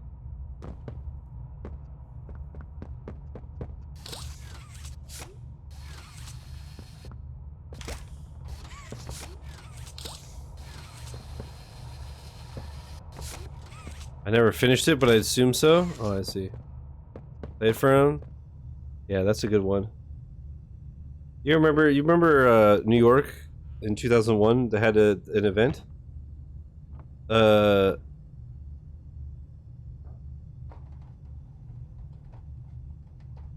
Angry Joe plays a game that shrieks, he transforms into Superman himself. I think you were gonna say when he plays the game that stinks, he shrieks. I probably was formulating something like that in my fucking tired brain, but I literally just woke up. Yeah, I think we're all in a fatigued. Oh yeah, no, this was a very last minute, short notice, late night rendezvous. Chris ran into my room and started shaking me and said, Lyle, wake up! You gotta wake up, please! Lyle, turn on the TV! They hit the Pentagon! They hit the fucking Pentagon!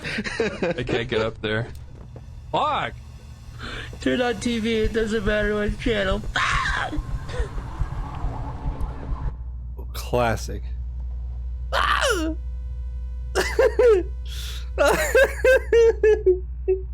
It's just so out of nowhere, it's so extra. God, Zach is so funny. I love how like the best of Zach compilation is like 7 hours, and that's just part 1. He's so funny, dude. Like I said, his fucking DeviantArt septum just makes him that much funnier. Jesus! Give me a P! Give me a P! Give me a P!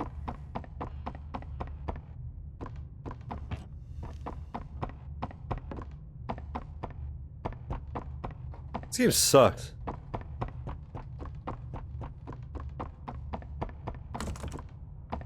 Alright, so the only place I could go is here. I could jump down into the Kool-Aid fumes that kill me. I'm just expecting at one point that I'm gonna walk in this room and he's gonna open that door and I'm gonna fucking fenestrate myself.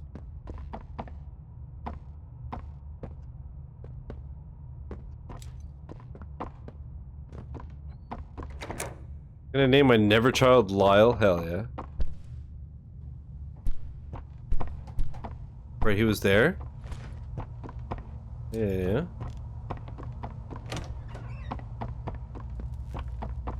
Yeah, we got the 2 batteries.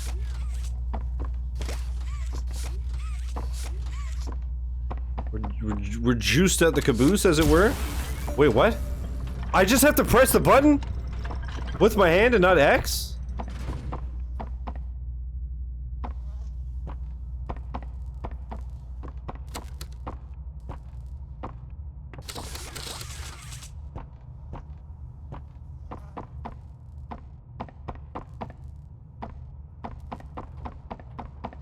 I feel like I press everything. Bro.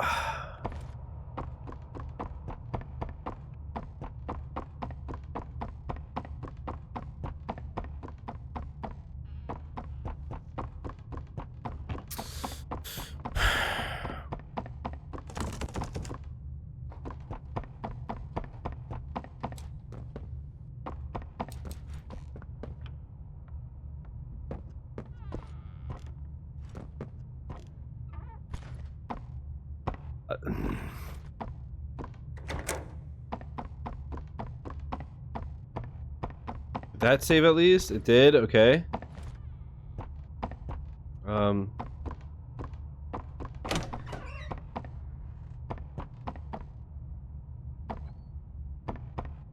Can't can't see everything. It's so fucking tight and confined.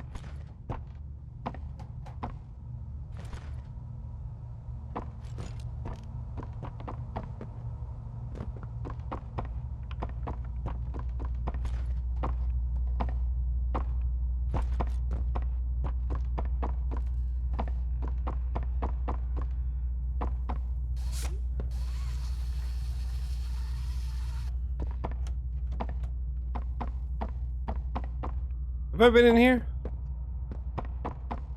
A lot of cribs.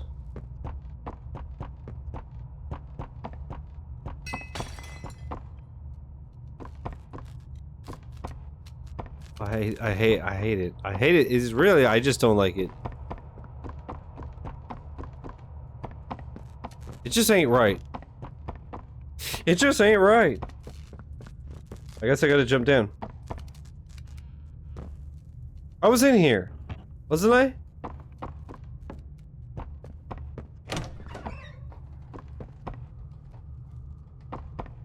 What the fuck am I doing, bro? Kissy Missy? Well, this game is cheeks!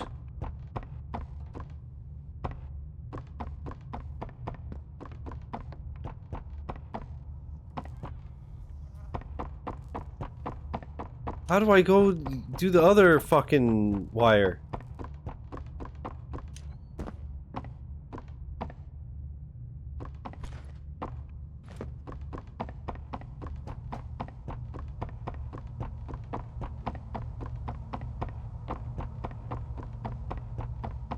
I gotta get behind here. But how do?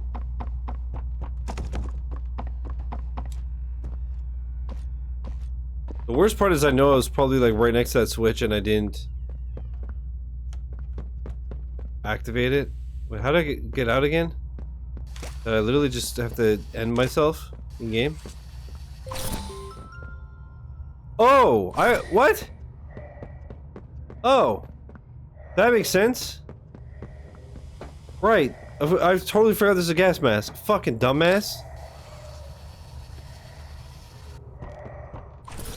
Okay. Right. Yeah. Yeah. Cool. Alright, well, we got it. We're not gonna really play the game long enough to use it, I don't think, but we got it.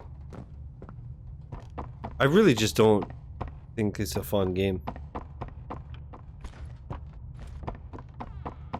There's two, like, I'm aware that a lot of it is just me being bad, but like, I literally have no idea where to go and what to do. Whereas if I play like a Resident Evil or whatever, like obviously Resident Evil 1 being the exception because I literally did nothing. But I feel like I'm at least progressing and such in those games.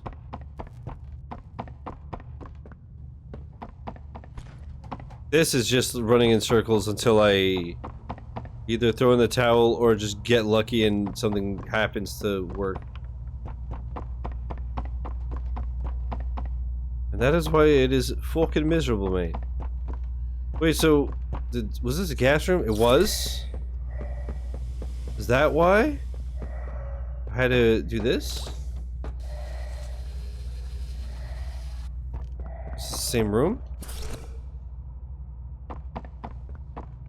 This game is cheeked up from the feet up, bro. Holy.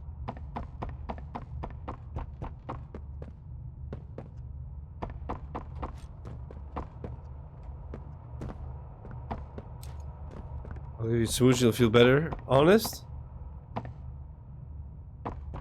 Bet on it, bet on it, bet on it, bet on it.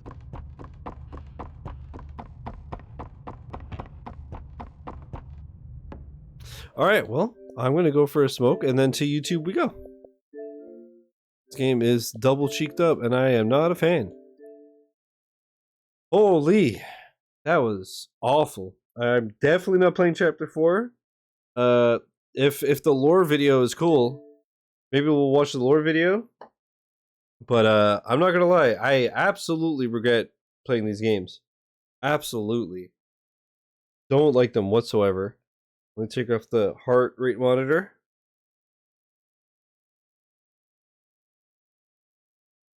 You know what, chat? I'm just joking. I'm just joking. You want my honest review of how I feel about Poppy Playtime? I think the heart rate monitor says it better than I ever could. My honest review of the Poppy Playtime games is wahoo.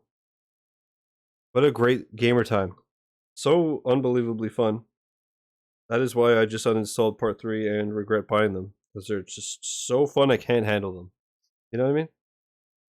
Alright, so YouTube, I'll be right back. Alright, YouTube, we're back. I looked for Poppy Playtime Chapter 3 lore. And we have the story explained here. That, but I think we're gonna literally just do this. The Poppy Playtime timeline, Chapter 1 to 3, full story and lore. You know? We have all kinds of shit, but let's do this one. Fuck it. Complete timeline of the Poppy Playtime. So, first of all, shout out to Green Links for the video. Let me check the comments real quick. Is this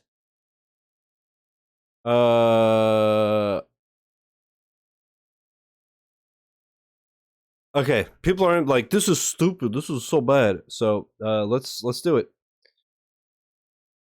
Let's do it, chat. Welcome to the complete timeline of the Poppy Playtime series. This will be including events that were alluded to prior to the chapters themselves, and also content shown on the Mob Entertainment YouTube channel. I will also be showing the events shown chronologically. Oh, that's Kissy Missy, right? Play-by-play of the events that occur within the 3 chapters released thus far. Please keep in mind that the full story of Poppy Playtime is not yet released, so new things will likely be added as future chapters come out. Let's get into it. Yeah, true. Let's chat, as you may know. Lightspeed, what's wrong? Talk to me. Answering your unhinged questions, Jay Schlatt. I gotta watch that after the stream.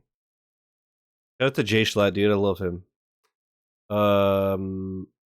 What the fuck is this? Yarnaby. This is the teaser trailer. New Zealander, interesting. Have you ever seen Flight of the Conchords?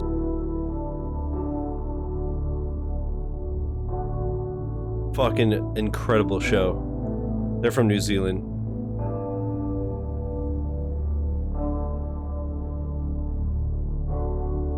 This is super loud.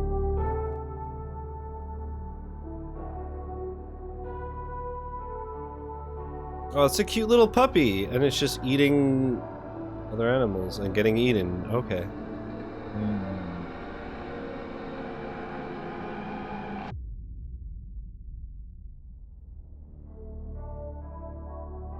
Ford. I heard stories that when people worked at GameStop, kids would ask for GTA IV.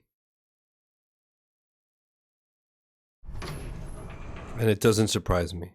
Also, I don't know if you know this, Mark, but that's also, we were talking about Sleep Token before. Did you know that, like, the fan base, a lot of them call for Ivy, but they like literally spell it like IVY. All right, this is the other trailer, Yarnaby. Yarnaby. I need a hork.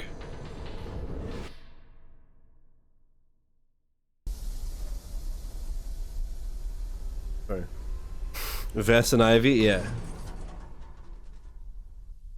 They should call 3 III.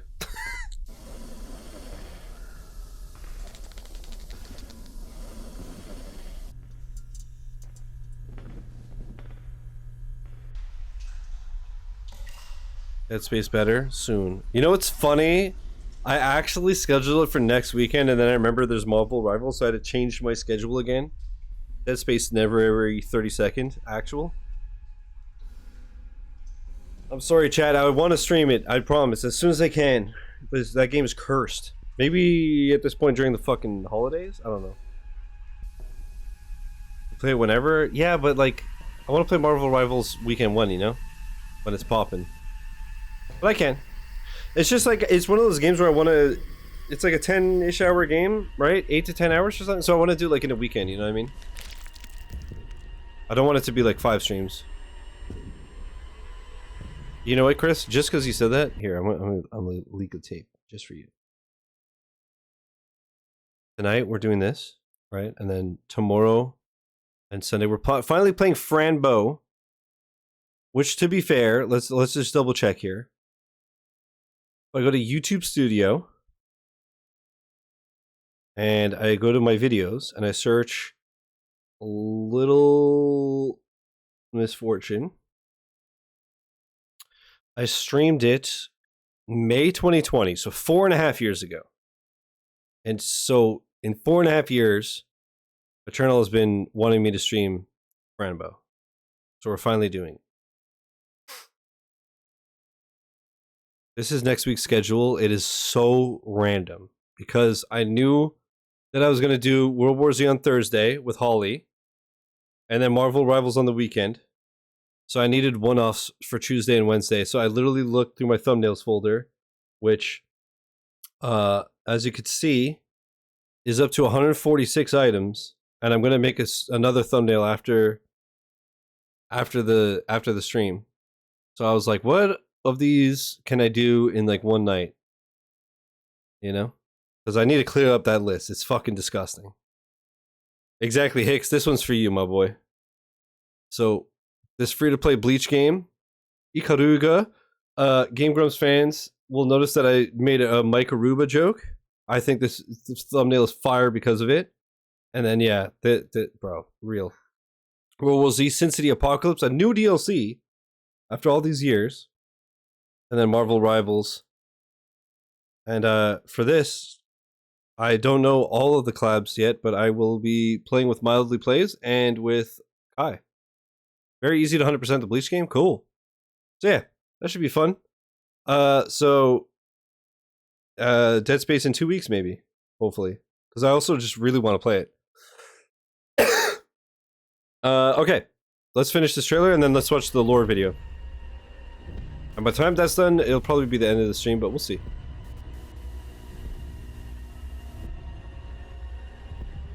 That looks good.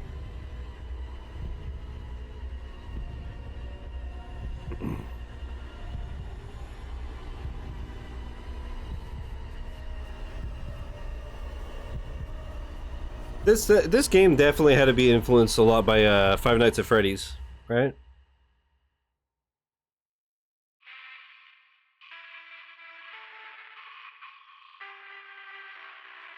Fuck that.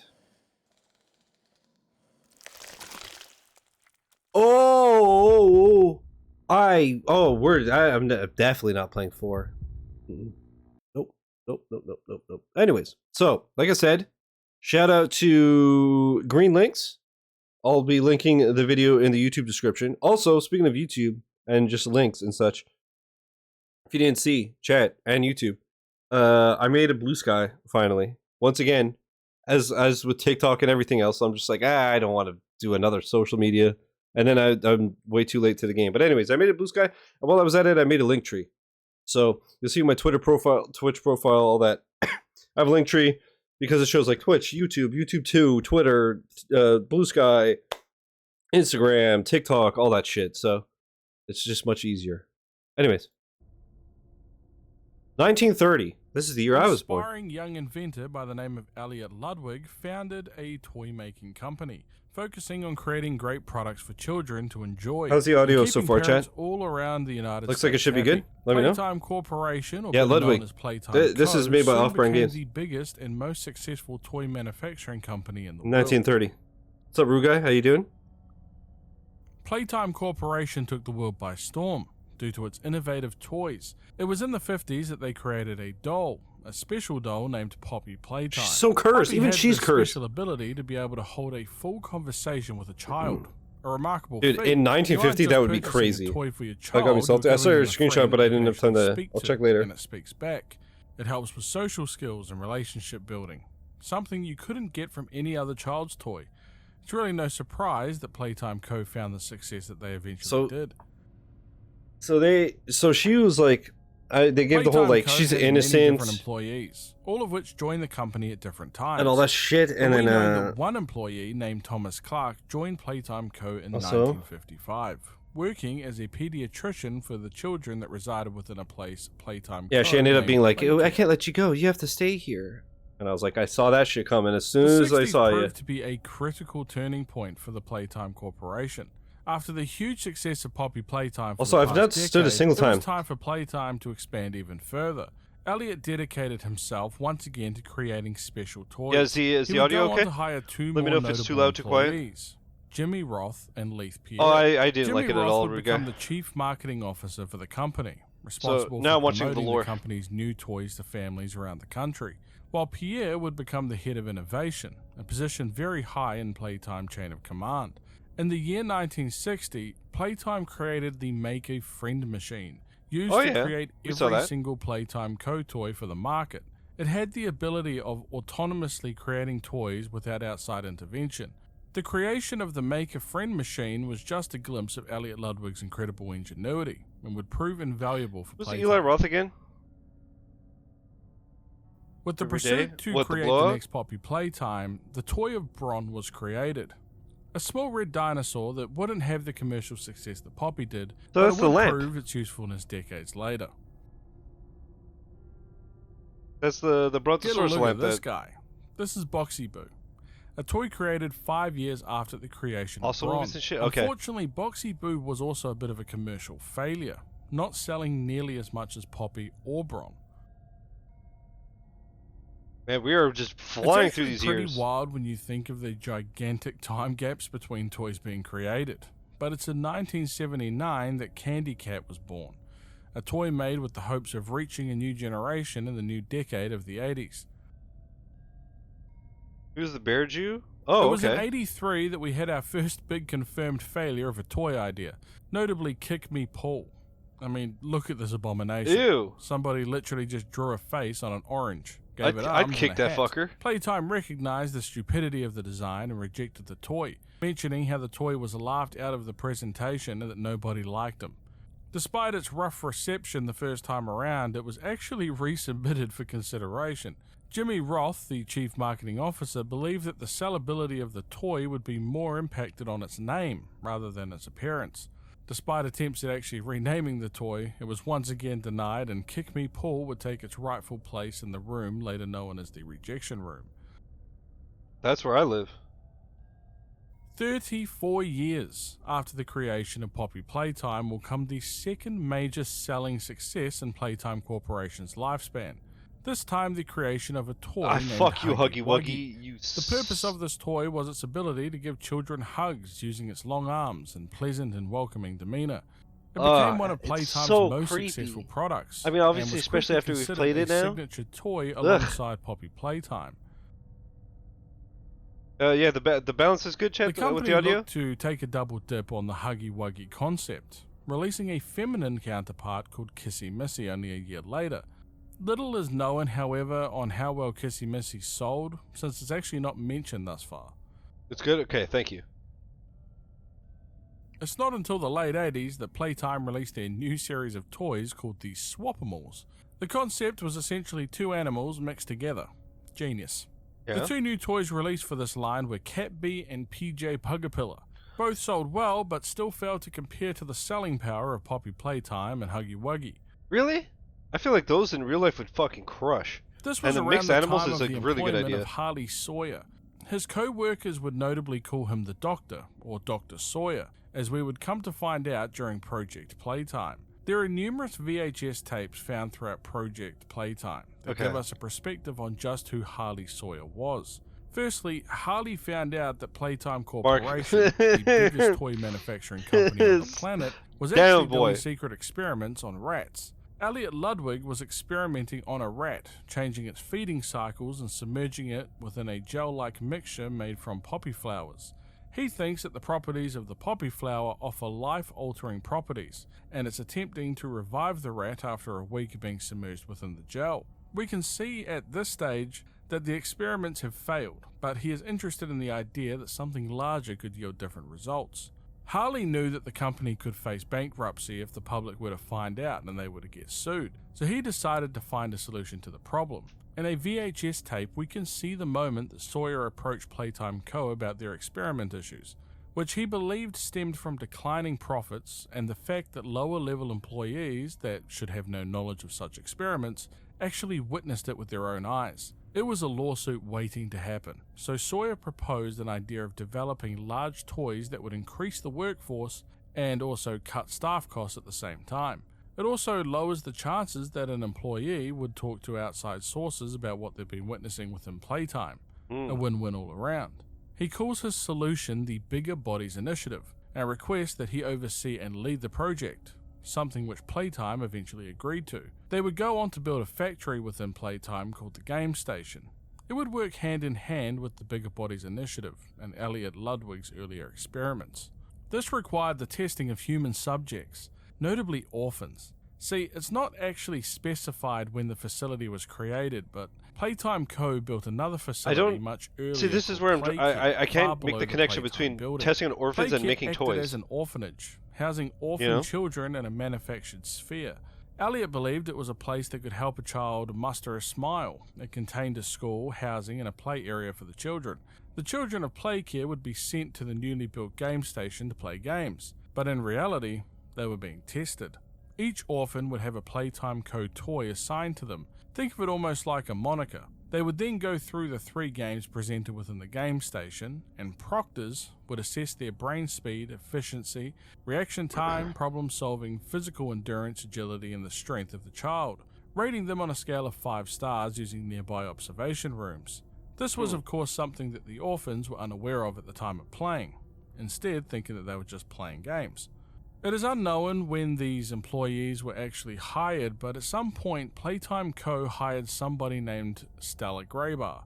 Little is actually known about her, other than the fact that she was responsible for the assessment of the children from the game station. Proctors would send their assessment forms of all of the orphans I still don't understand why the point of this. It's also shown at some stage that Stella was put in charge of play care at some point also.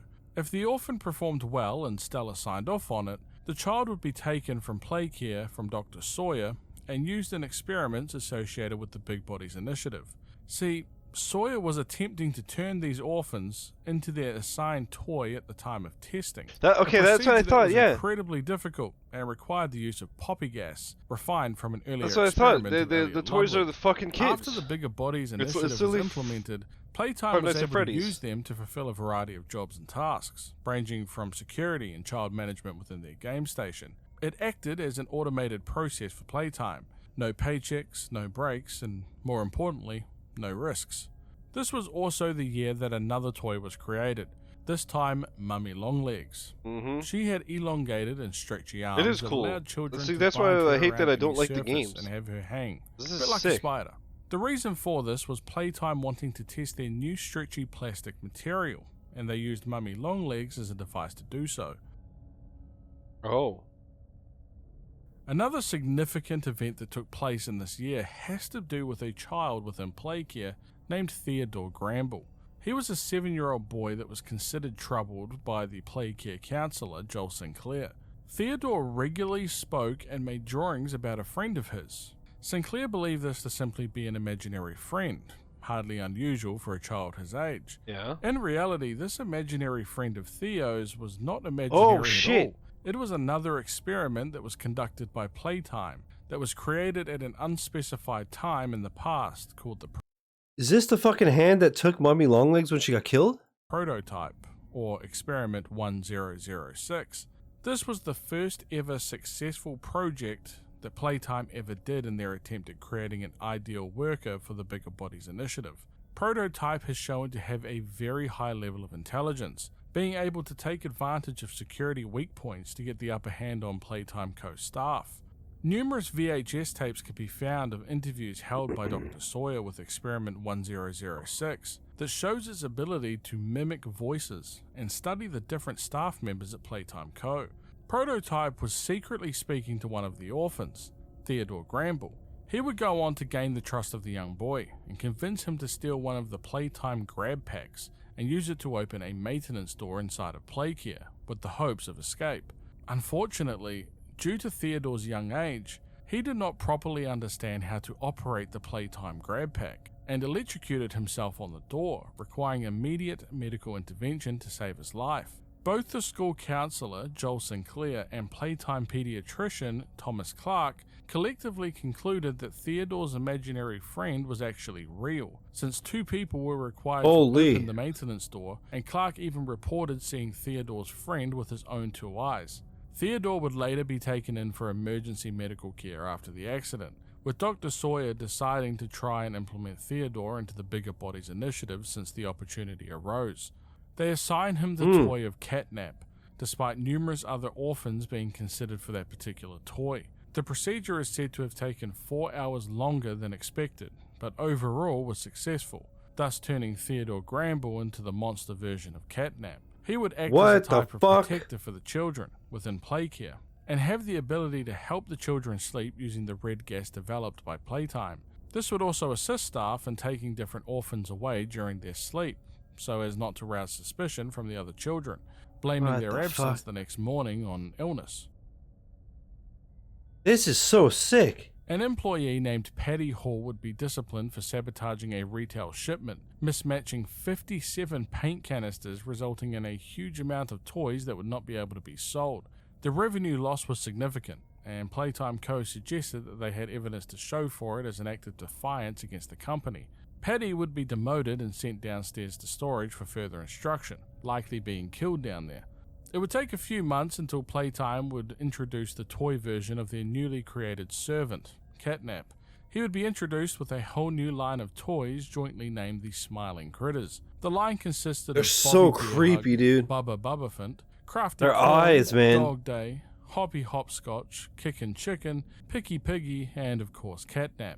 They would receive their own cartoon They're good series names. of the same name in an attempt to advertise the new Playtime Co. toy line to the public. The popularity was instantly felt, and they would quickly become the new main mascots for Playcare, as well as now introducing new toys for the Bigger Bodies initiative to use with different orphans. The toy line, however, was not all sunshine and rainbows. It did have some serious hiccups. The Catnap toy had some serious manufacturing faults, which had a small toy spill out the red smoke mixture that was being used within Playcare instead of the intended lavender extract. This caused any child in possession of a Catnap doll to experience serious and violent nightmares. This got the attention of the media due to some bad press about the Catnap doll, and Playtime was forced to recall the Catnap dolls completely and even removed it from the Smiling Critters cartoon and advertisements going forward. However, Theodore, aka the monster version of Catnap, remained within Playcare, which was unknown to the public. That's so fucked, dude. Oh, man. A report can be found regarding Theodore's procedure and what happened shortly after. Stella Graybar mentioned how the children reacted to the Bigger Bodies version of Catnap, with half of them being terrified and breaking into tears. Stella had reservations about 1188 in Playcare, but the children have warmed up to him since their first meeting, even regarding him now as a friend, saying that Catnap is gentle and even shy, but Stella is now pleased with his overall impact thus far. Laith Pierre points out that Catnap had erratic behaviour in the weeks following the experiment, which has now calmed down.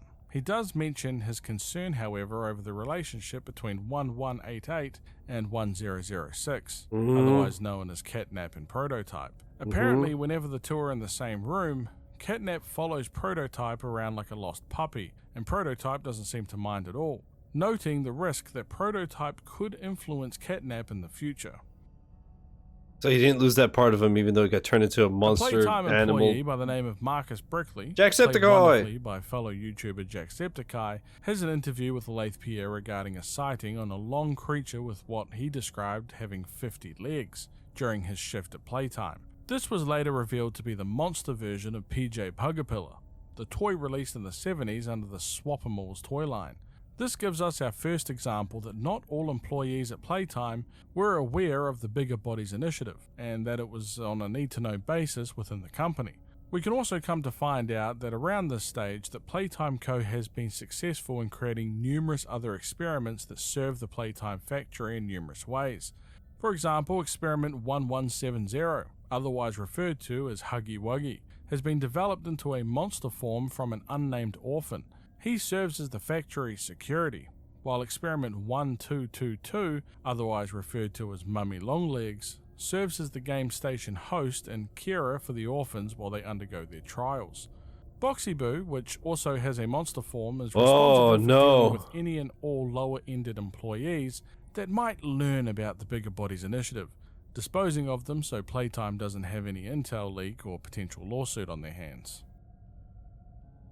The dude that doesn't have long to live? True. The head of information technology, Rowan Stoll, makes contact with Laith Pierre about the possibility that Huggy Wuggy, who is disguising himself as a statue during Playtime tours, could hold nanny cameras within its eyes, since he has had multiple guests complaining that the Huggy Wuggy statue is staring at the children, something that Stoll believes to be true.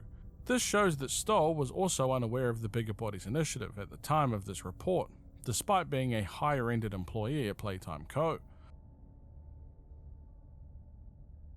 It is at this stage that we can see that Rowan Stoll has more likely than not found out about the Bigger Bodies Initiative, and is now attempting to go back on his earlier reports to Pierre, saying that he interviewed the maintenance guy and found that he just simply failed to lock Huggy Wuggy's eyes in place, causing them to dangle out. A clear lie, but informed Pierre that there would be no more videos about these instances from him. Rowan Stoll makes a note over an old employee confidentiality agreement, stating that he will soon be killed. He feels that Playtime Co. are aware that Rowan knows about the initiative, and have been writing him up for disciplinary measures consistently since his last report in May, mentioning that only 4 days prior somebody loosened the bolts on his car wheels, causing him to almost die in a car accident. He plans on escaping and fleeing Playtime Co., but intends to first expose the Bigger Bodies Initiative to the world in just 1 week's time, using the server maintenance shutdown as a window to upload the evidence.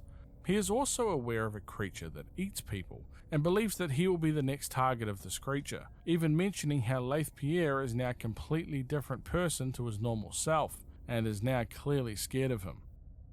Wow. Bro, imagine in Rowan Stoll attempts to upload his findings onto the server, but is consumed before he can upload anything by the creature that he feared in his previous message. And the revealed Boxy now to be Boxy Boo. Wow, dude. It is on this day that Huggy Wuggy is I can imagine this happening in real life, dude. Seen on camera, making an escape attempt. Staff alerted Playtime Co. security and they went into an almost immediate pursuit. This would result in the death of 5 employees and 6 would be Wait, what, missing. Huggy Wuggy tried to escape? Was that it? It is on this day that Huggy Wuggy is seen on camera, making an escape attempt. Staff alerted Playtime Co. security and they went into an almost immediate pursuit. This would result in the death of 5 employees and 6 would be missing. Huggy Wuggy was eventually caught using tranquilizers, but the damage caused was considerable. Laith Pierre would go on to blame the incident on staff's negligence. Of course. It is within this year that Playtime Co. released the Boogie Bot toy to their toy line, which was said to actually be a big success with customers. There is probably no date more important than this in the history of Playtime Co., since this is the day where the prototype, otherwise known as Experiment 1006, set up an incident later known as the Hour of Joy. Think of it as almost the Playtime equivalent of Order 66. All of the toy creatures simultaneously turned hostile and killed every human being within the factory. This correlated with the transportation of Kissy Missy to Playcare as part of the Bigger Bodies contingency plan, but she would go on to break free from her constraints during the Hour of Joy and murdered the employees tasked with moving her. From the knowledge that we currently have, only 2 employees are known to have actually survived this event, Laith Pierre and an unnamed employee that would later become the protagonist for the main series years later. There is, however, technically a group of survivors that remain unnamed and are the protagonists during Project Playtime. The toys would go on to dispose of the employee corpses by dragging them down to the lower levels of the factory and would actually use them as a source of food. Laith Pierre would later send survivors down to collect toy parts, and this would be the events that transpired during Project Playtime. The survivors would be hunted by Boxy Boo, Huggy Wuggy and Mummy Longlegs. Eventually, Playtime Co. stopped sending in survivors, and the Bigger Bodies Initiative came to a close as a result. This would lead to a food shortage for the monsters that remained within the facility, and would lead them to eat smaller experiments to stay alive. The toy and the toy parts would be grafted onto experiment 1006, ultimately reviving them and keeping them alive for the next decade despite the food crisis. This is fucking crazy, bro. An ex-employee and survivor of the Hour of Joy receives a letter from a supposed surviving employees within the old facility and would take on the responsibility of returning to the Playtime factory in search of them. This would lead us into the story shown within Poppy Playtime Chapter 1 as subsequent chapters thereafter. At the current point of creating this video, there have only been a total of 3 chapters released, with the third releasing only a few weeks ago, and I will continue to update this list with future updates. However, now it's time to get into what actually happened for the ex-employee as they travel through the facility. I will add, there will be a slight overlap with information that was already given, since most of the information is found throughout the journey, but we will expand further on what is found. There is also a significant amount of information found that is not dated, and all of that will be included in the 3-chapter breakdown. So without further ado, let's get into the events that transpired for the ex-employee. This is so We're interesting. given a very small piece of background information as we head into our new story. Firstly, we are an ex-employee of Playtime Corporation and have returned to the factory after everybody within the factory went missing. A short video plays as the gentleman tells us about a brand new doll named Poppy that has just been invented, calling it the most intelligent doll in the world. Poppy can apparently have an entire... if I was an ex-employee and everyone disappeared and they're like, you should come check it out, I'd be like, you should suck my fucking dick. Get the fuck away from me. What do you mean? Hell no. Conversation with a child. It actually has the ability to answer questions, and they even have a goddamn advertisement for it. For just $2.99, you too can be murdered by Annabelle's distant cousin. Come, join us at Poppy's Playtime. Yeah, I don't think so, pal. She's so creepy. I don't know what it is about dolls and little girls and little girl dolls. They're all still there. So and creepy. To just simply find the flower. If you've been missing for 10 years and you're sending me cryptic messages in the mail, you better believe I am not replying to that crap. That is some serial killer type of bait that, quite frankly, I will not fall for. But we wouldn't have a game if we had common sense, so here we are, inside one of the creepiest damn buildings imaginable. We have trains that move on their own, and decade-old VHS tapes that we can get some backstory from. Firstly, we hear about a man named Leith Pierre. He is the head of innovation at Playtime Co toy factory. Shout out to that train that saw me for 10 minutes because my screen was too bright. Too dark, sorry. So he points out that if you're hearing this tape, that means that you're an intruder. Playtime Corporation specializes in both children's toys and deadly security protocols. It's a decade. He gives us a warning telling us to leave if we know what's good for us. And of course we choose to ignore that threat and face the threat head on. Another VHS tape explains a contraption. Yeah, so here, this train, for people who didn't see me play part 1, telling us to leave. You have to do the colors of the train on the keypad. Like instead of numbers, it's colors. We choose to ignore that threat and face the threat head on. So even right now, I could barely tell that it's green. It's super, super dark. But now I have this monitor on 100% brightness. When I was playing, this literally looked black. So I thought it was black, pink, yellow, red. And I was like, what the fuck? Like, what do you mean? And then it literally, the whole episode is an hour long. And I was 10 minutes in on this part. Because I legitimately thought that this was black. On. Another VHS tape explains a contraption used such a around bad the start called a GrabPack. It's essentially a jetpack with hands, something I think that even Elon Musk would be quite proud of, to be honest. It is sick. Introducing our very first creepy puppet, created in 1984. This is Huggy Wuggy. Yes, that is the name. Remember that these hellspawns are meant for children. Huggy Wuggy is considered by Playtime Corporation. Well, I've never got it because I don't see colors, to be honest. You're just that woke. The founder of the company, Elliot Ludwig, created Huggy Wuggy with the intention of being able to hug you forever. It was a success by using Playtime Co's 4-step process to create lifelike toys, and is actually the most popular and best-selling toy that they have so far. Doing some puzzles gives us a key, and we can continue further into this hellscape. We have to divert some power around and find a company poster that pretty much points out that old Pierre didn't like getting spooked very much. When we arrive back out, Huggy Wuggy is gone. Of course it is. Another VHS. I like that the first episode, literally, like I said, it's an hour. Only the 5, maybe 10 last minutes are scary. but I was in my head the whole time that this is a horror game. And so every little thing was freaking me out when realistically nothing was happening. And then Huggy Wuggy chases you like at the very end. Huggy Wuggy's boxes have been going missing on a regular basis, according to the workers, mentioning how the toys are meant for orphans, since the whole hugging thing. But they've been getting a lot of heat from the higher-ups for constantly misplacing the boxes. We get ourselves our first upgrade by finding our right hand for the GrabPack and head further into the facility. This time to a type of toy assembly area called a Maker Friend. Elliot Ludwig invented the Maker Friend machine in 1960 and is deemed one of the most creative, impressive, and advanced things that he has ever created. It is solely responsible for every single Playtime Co toy sold on the market today, using parts and paint to assemble the toy, and can even do a quality inspection on its own. Essentially, That's this crazy. machine is responsible for probably hundreds of people losing their jobs, in all reality, but quite an impressive piece of machinery, especially for the 1960s. Another VHS tape is an interview with a Playtime Co employee named Stella. She is asked why she wanted to work at the facility, stating that she has loved playing with toys when she was young and seeing it as magical.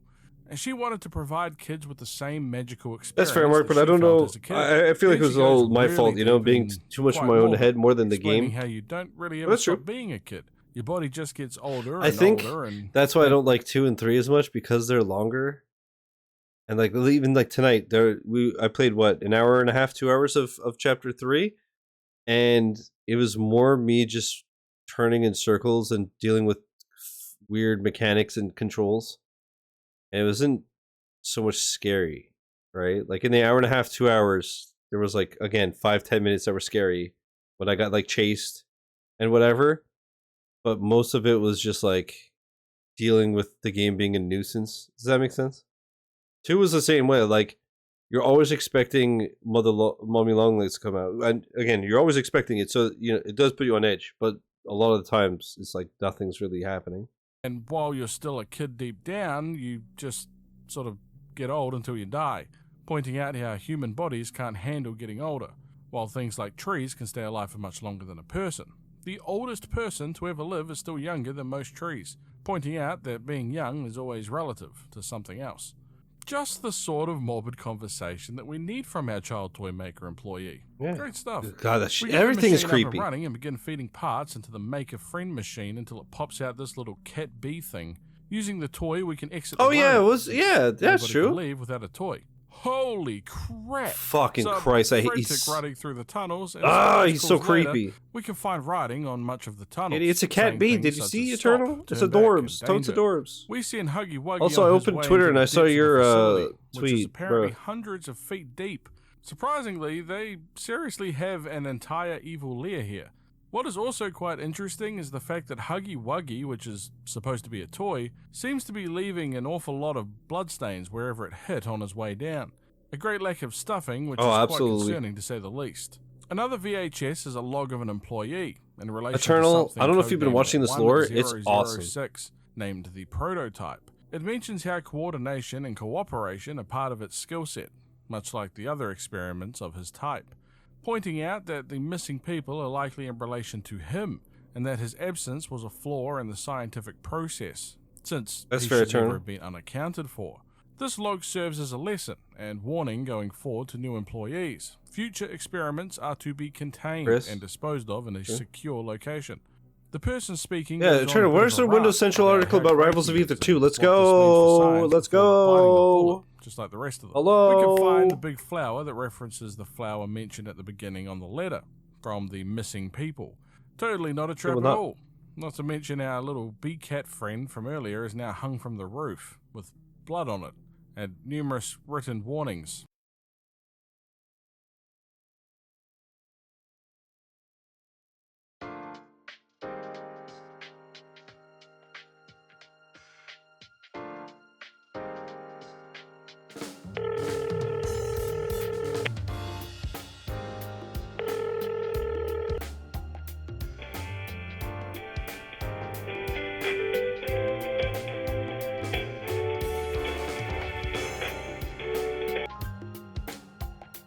Yeah, hi, Linda. Can you make McGee leave and abandon his co-op duties again. Chris is... Yeah, Falden is being problematic again. Okay, thank you so much.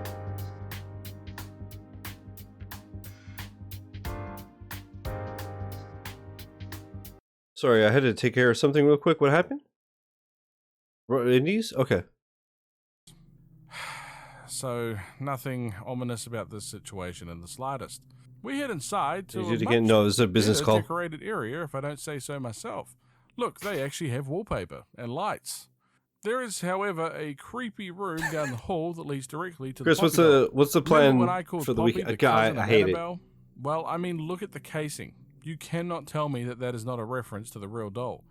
Poppy awakes and mentions how we opened her case and it cuts to black. And thus marks the end of Poppy Playtime Chapter 1. However, I do want to share a hidden VHS that can be watched on the Mob Entertainment YouTube channel, which gives some insight into Poppy.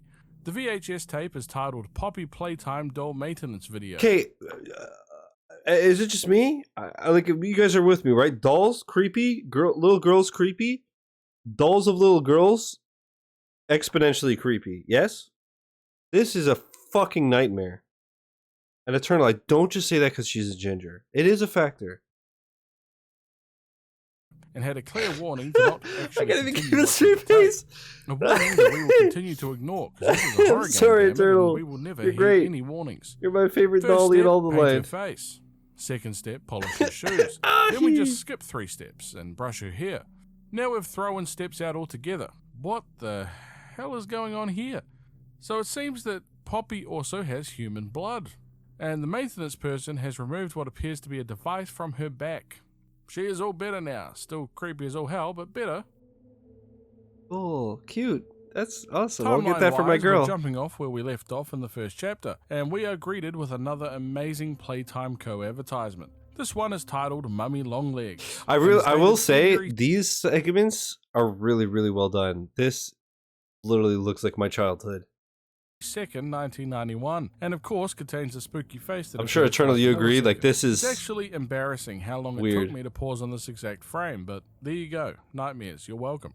Mummy Longlegs has elastic arms and legs that allows her to tie herself around objects and do some crazy spider-type crap. In normal Playtime Co fashion, we have our advert going from bright, fun and energetic to dark, dismal and horrible in a matter of seconds, as images of a person running through the city is shown. The voice of Poppy can be heard saying to wake up, and she even makes a subtle appearance with her face appearing in the image. We find ourselves back in the Red Room, now with Poppy missing from the container that she once resided in. It leaves us heading back into the facility as we can see pictures of Huggy Wuggy and another toy. Now, it's a little bit of a spoiler, but this Did you see the Brontosaurus lamp, Eternal? We actually briefly saw the toy version of this guy in the first chapter, but keep his name in mind. We find the door with the name Elliot Ludwig above it. This is the owner of Playtime Co, and we saw him briefly in the video at the start of chapter 1. The door is locked, but the voice of Poppy can be heard calling out to us, telling us which way to go. Again, I don't think I'm going to be listening to the newly released Demon Doll, but we are already so committed at this point. Right there with you. That's what it is. We find a cardboard cutout of Huggy Wuggy, looking much more pleasant than our previous meeting. We can hear his voice now, and to be honest, he sounds a bit like creepy. Goofy. Someone need a hug? Boy! You can't fool me, pal. I'm familiar with your game. Gosh. We get the key and open Elliot's door. The room is full of children's drawings and of different Playtime Co toys and messages to Ludwig, not to mention another VHS tape, and a note describing an experiment 814. It mentions an experiment utilizing That's at 8 p.m. It was fed 3 food portions daily for 2 weeks. At the end of the 2 weeks, the rat was killed and submerged into a poppy flower and preservative gel mixture. A week later, an electric shock was applied to the rat while it was still in the gel, in an attempt to revive it. The rat remained unresponsive. They still believe in the potential of the poppy flower. Its unusual properties lead them to believe that the proper mixture and procedure could actually have life-altering properties. Not to mention that the poppy flower also holds heavy symbolism, something they believe has great meaning, before signing off mentioning that perhaps something larger than a rat would yield different results. This VHS That's so weird to me. Like, that's where you lose me, all right? Everything so far, the orphans being turned into monster toys, I'm on board. But That's where you lose me. No, but what kind of logic is that? Oh, this small rat didn't get revived by the Poppy. Maybe you'll revive a human that's 10 times, 100 times the size and weight. What do you mean? Contain opium? Okay, but yeah, you get high and it's a good time. But like, but you know what I mean? It's just like, if it didn't work on a 1 pound rat, why would it work on a 70-pound child? It doesn't. How much do kids weigh? Chat, I don't know if you know this, but I apparently, it can't just be the 3 days in bed. There's no way. But I went from 230 pounds to 220. I'm basically yoked, dude. It was too much opium for the rat and revived it, but re-killed it. That is a possibility. Okay, see, this is why we keep you around. You know, write an article about it after you write the Rivals one. Sort of a type of documentary, explaining just how much of a great man Elliot Ludwig was, with a notable black box placed over his face in each of the pictures of him. The video goes on to explain how much of a hard worker he is, and how he constantly looks to innovate and create Eternal, new your things. message In about the deliverables made me do a smile on my face and focused his time into creating the Playtime Also, Division Corporation, Suntian? pushing through his issues and depression. Just as it is about to explain Destiny the story 2? from the beginning, the tape cuts off as an ominous noise plays. I don't remember. Did you answer me? Well, would you be down for Destiny 2? That interests you at all? That's a shooting game, so you'll be discussing.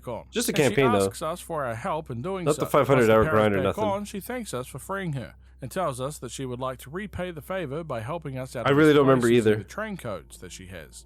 She plans on I think it's free to play. More importantly, I do the campaign. Yeah, it's like 8 to 10 hours or something. Poppy can be it's found fucking sitting fun. next to a giant hole and gets grabbed and pulled down by a long. You're down? Hell yeah. An educated guess. Eternal collab soon, chat. Likely Mummy Longlegs. We jump down and proceed. During the holidays. Spooky.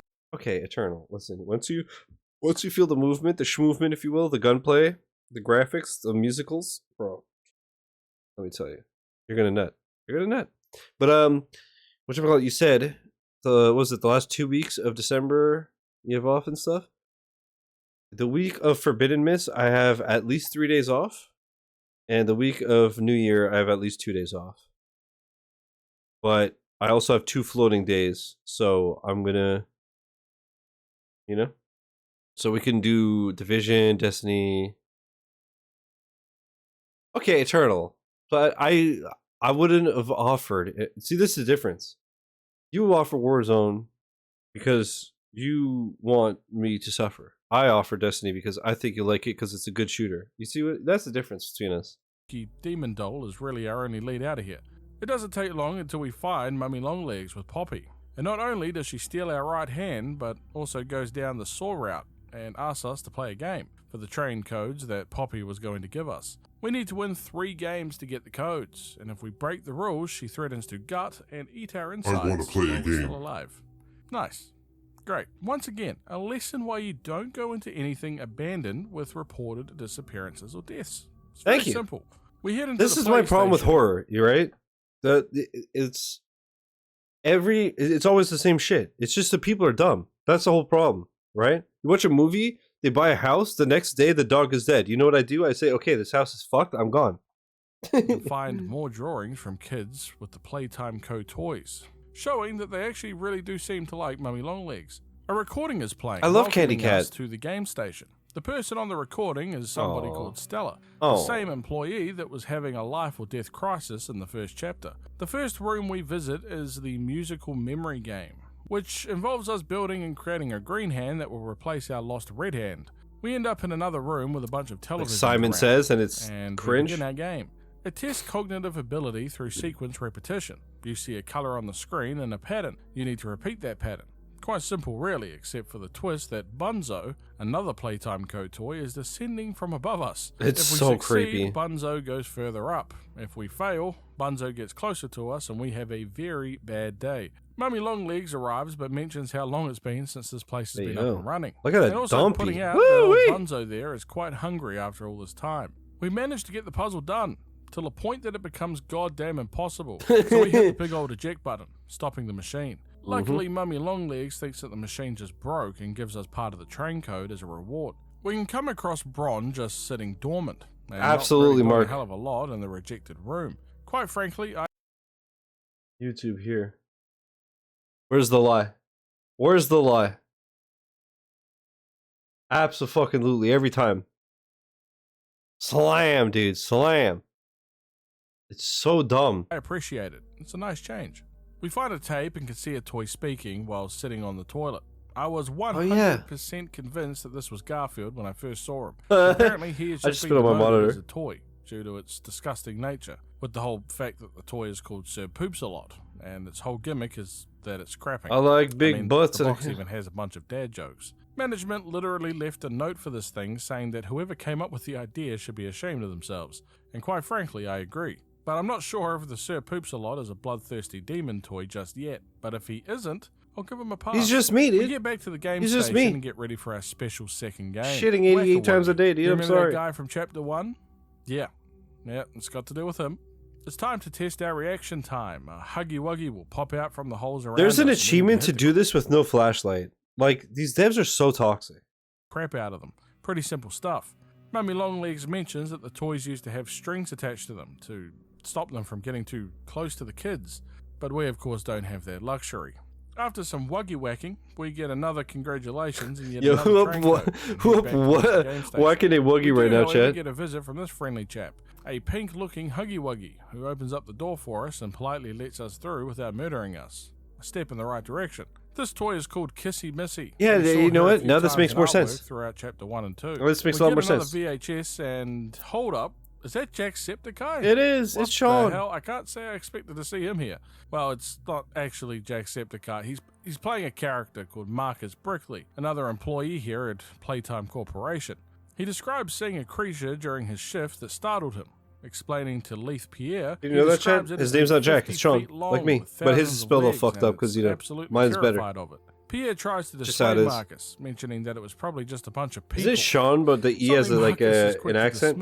Pierre asks if anyone else knows about this, to which Marcus replies that nobody else knows. This tape is actually quite interesting because it puts a few things into perspective. Firstly, the VHS is called Potential Problem, which doesn't bode well for Marcus's fate. Also, this shows that some, if not all of the general Playtime Co. employees don't actually know what's going on with the living creatures here. Now, if you're wondering what creature Marcus saw, we'll be meeting it very shortly. It was TJ Catterbuggy Doggy, right? Game.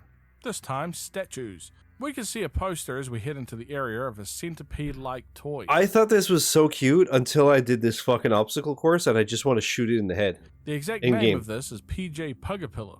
I want to yell at this fucker. The creature that Marcus saw. We get into the arena and begin our game. Arena? The basis of this is that the lights will flicker from on and off. When they are off, we can move. When they're on, we cannot. PJ Pugapilla here will follow us throughout, trying to catch us. And I mean, look at this thing. It is like the worst puppy imaginable. Mummy Longlegs comes back and explains how the orphan children would come here to play at the facility, and would call her mummy, since she was the closest thing that they had to one. But she feels wronged by them, since they would leave her after playing the games. She feels that she was left here to die, and doesn't feel that she deserved that. But since we were a previous employee here, we do deserve it. We start running for our damn life in what is one of the most nerve-wracking games in the facility, I won't lie. It's so annoying. We can find 2 more the controls and the mechanics are so shit. An assignment form written by Sarah Abel. It is a test subject form, stating that a subject named Michaela Hyssop is being assigned the toy of Candy Cat. It is evaluating Michaela's scores throughout the games at the game station. Were you here for this part, Eternal? How the kids are for suitability in some kind of the orphans get turned into the monsters. Michaela got a rating of 3 in the musical memory, the rating being between 1 and 5. He is going to get turned into a Zero Aura. She's not here, is she? In the Wacka Wuggy game, she also got a rating of 3. Did I just out?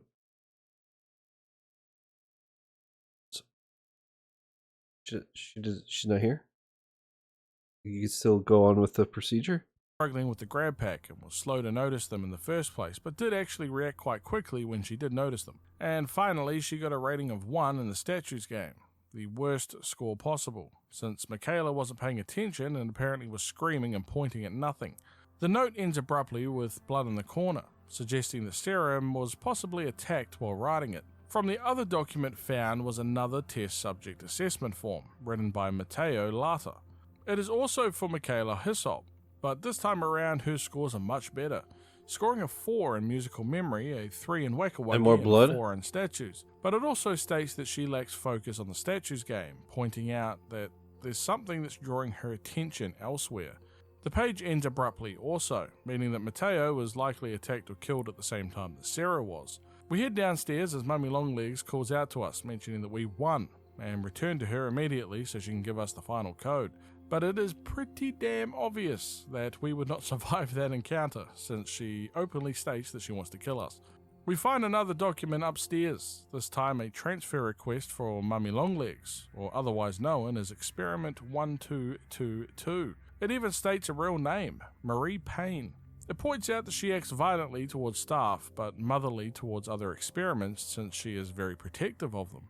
The staff view the hostility as problematic, but think that they have a solution. They want to transfer her to the high security maintenance, and have her see the children on a more regular basis, as they believe it would not only improve her behavior, but she would also be unlikely to act out in front of the children. We find another VHS later that is Pierre addressing the complaints from people about a very large spider that was spotted by staff. He emphasizes that no spider that size exists, and that a specialist team will come down here to investigate, and to just continue on with their jobs and quit complaining. Dear God! God, that part got me so much. I really do. Thank Mummy you. Longlegs Fuck that reminds us part, just dude. how much she hates cheaters like us, and has decided to play one final game before she kills us: hide and seek. While running throughout, can we I can find another. For anybody that didn't see, I wonder if I could find that fucking. Problem is, every now and then, Jimmy Roth, brother of Eli, maybe. Can I find that fucking jump scare, dude? It got me so bad.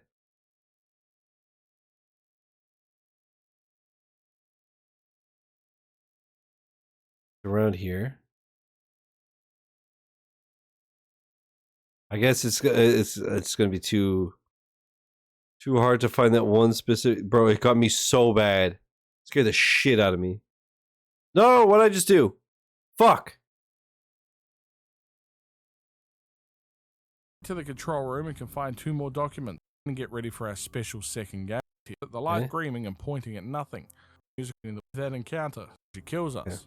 Hide and seek. While running throughout, we can find another document. This time addressed to Warren Barch Construction Company. It is written by Eddie M. N. Ritterman in response to previous communication regarding the construction of an underground laboratory. The project needs to be in complete secrecy, only to be known by those with the proper authority at the 2 companies.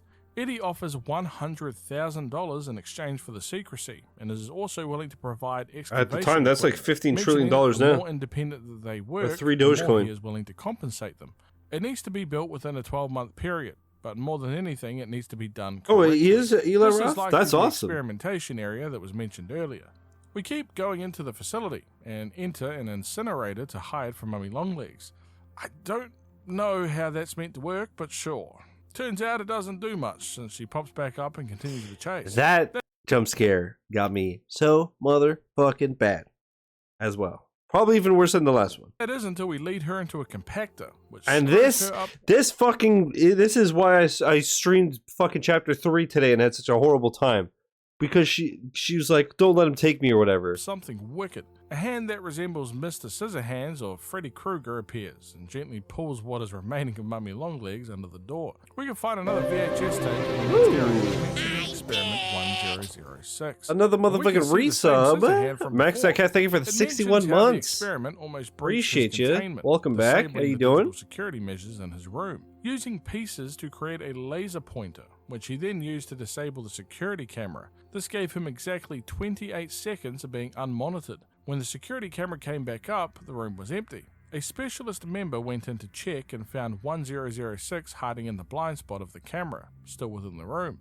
The experiment attempted to escape, but another specialist locked the door in time, while the other specialist remained inside, resulting in a single casualty. It points out that 1006 is considered the most intelligent experiment thus far by quite a margin, as well as a ready willingness to commit serious acts of violence.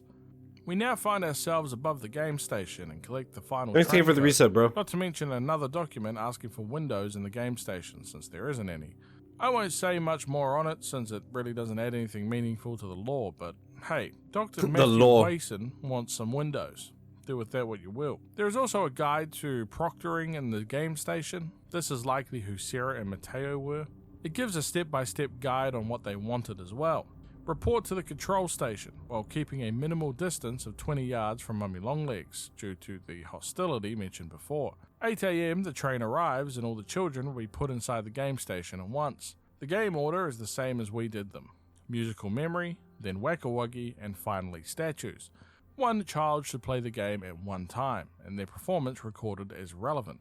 The qualities being looked at are composure, memory, and pattern recognition in musical memory, hand-eye coordination and reaction time for Whack-A-Wuggy, and finally agility, strength, and speed for statues. Once the children have left, give all the reports to Stella Graybar.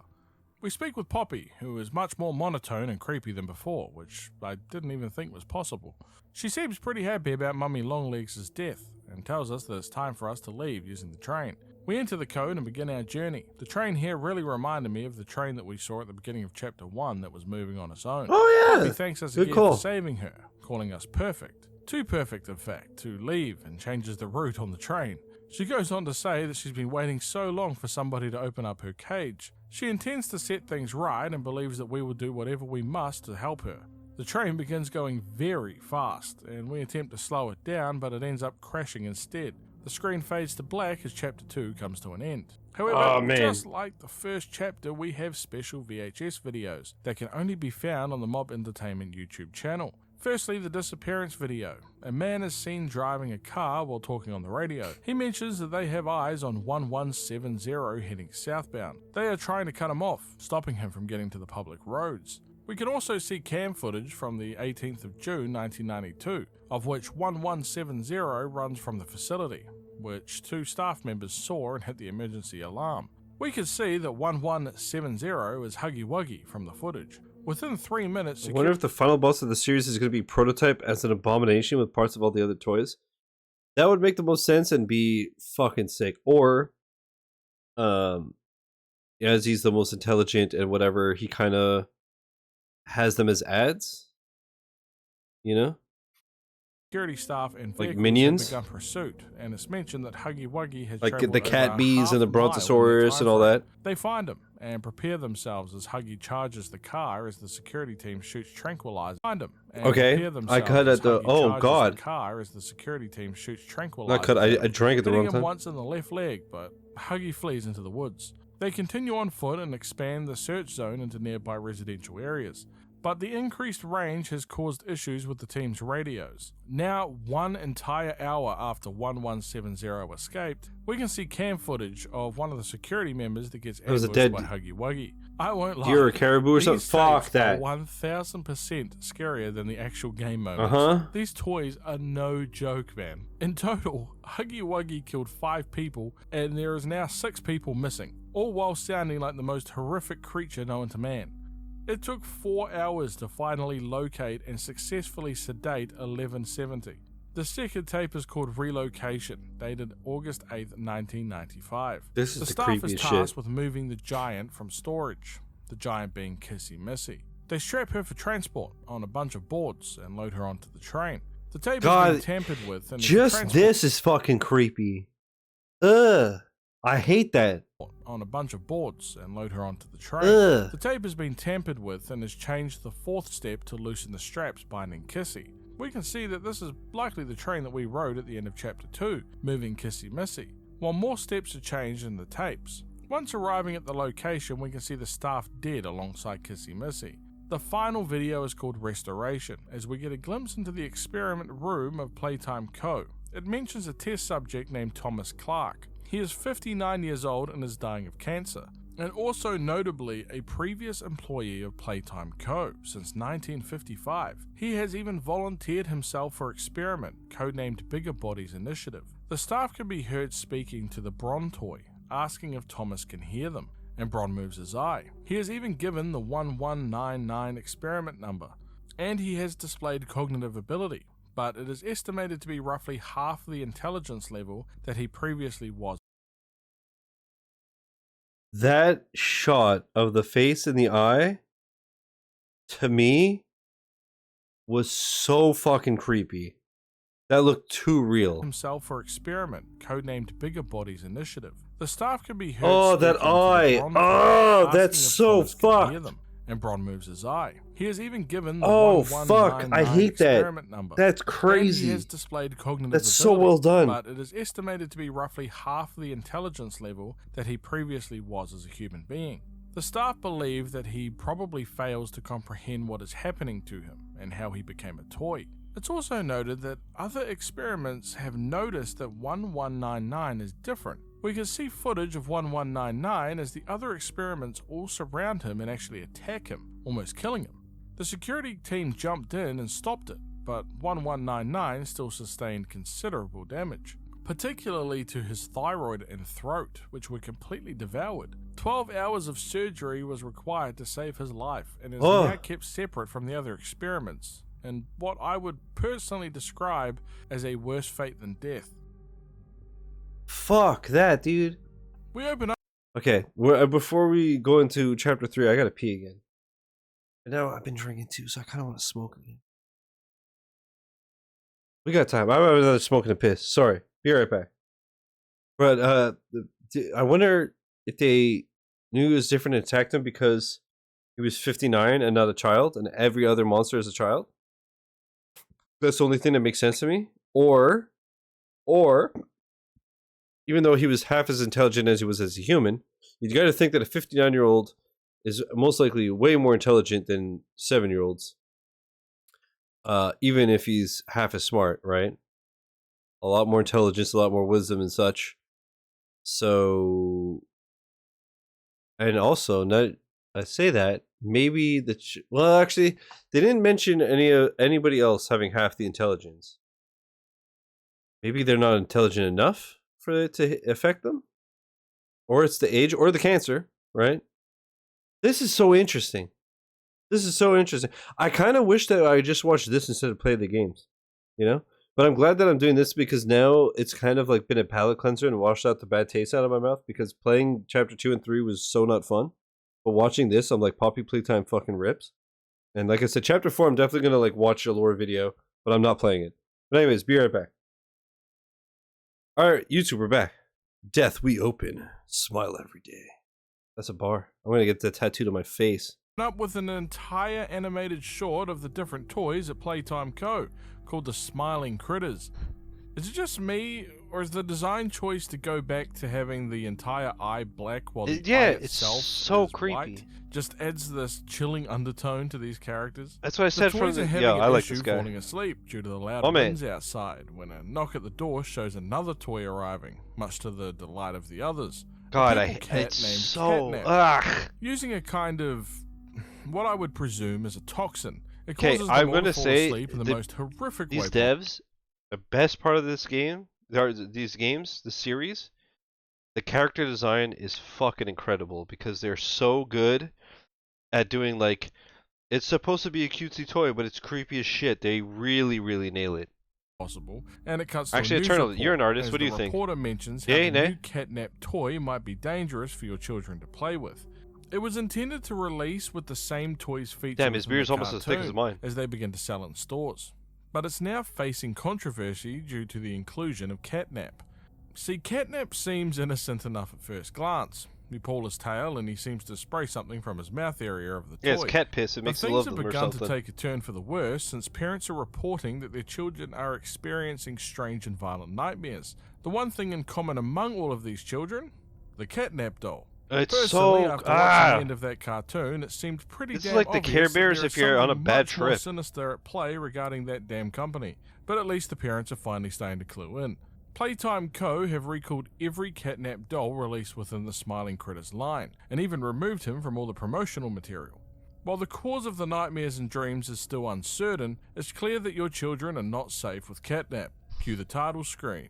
We continue from our previous story point in Chapter 2, as our main protagonist was knocked unconscious during the train toxic? crash. But while awaking, we can see I just that touched my something ceiling else here. currently Student has us in wishes. its grasp and is throwing us down a tube. A giant purple cat. I'm sure it's just a coincidence and not at all related to the cartoon that we just watched. We're in a trash compactor and we need to get the hell out of here quickly, which we do. Eventually finding Yeah, a we do on the VHS first try, no of Claire deaths. Harper, It is an interview as Claire is being asked questions regarding an incident. Claire explains that the children were going to sleep like any other night. Oh wow, the noise suppression is so good. I just cleared my throat and it didn't pick it up. Suddenly, a scream. Claire mentions that this was not just a regular old nightmare. The pupils mic was hot, as we say in the and their biz. lips were quivering. I mean, look, if this was the thing tucking me in at night, I think I would also have the same goddamn reaction. That seems like a reasonable level of fear to me. Claire points out that the child's eyes were darting around the room, and even reported that it felt like her blood was boiling beneath her skin. Claire panics a little at the thought of what that child saw in the nightmare, to which the interviewer assures Claire that she will be getting the best support needed at Playtime Co. But before that, asks Claire if the child described what she saw. According to the child, it was a monster but colourless. Claire pointed out how hard the child's heart was pounding and that her movements were wild, arms flailing and kicking her legs. It was a dream, but for the child it was as real as anything. It was right there in front of her. Claire asked the interviewer if she can see the child again to check up on her since the event, but the interviewer advises against it, saying that they have many concerns that need to be addressed at this time, but assures Claire that the child's vitals are normal and they will continue to monitor her progress. Claire loses it, screaming, telling the interviewer that she isn't comforted by that, before subtly suggesting that the little girl is actually her daughter. We can actually find a note that gives more information on this young girl mentioned by Claire Harper. Firstly, it's an incident report that was filed by Harper, and it clearly shows her as a counsellor within Playcare. It goes over the same description of what happened to the young girl after she awoke from the nightmares, but this time we can find out that the young orphan's girl's name is Marie Payne. This is where it gets crazy.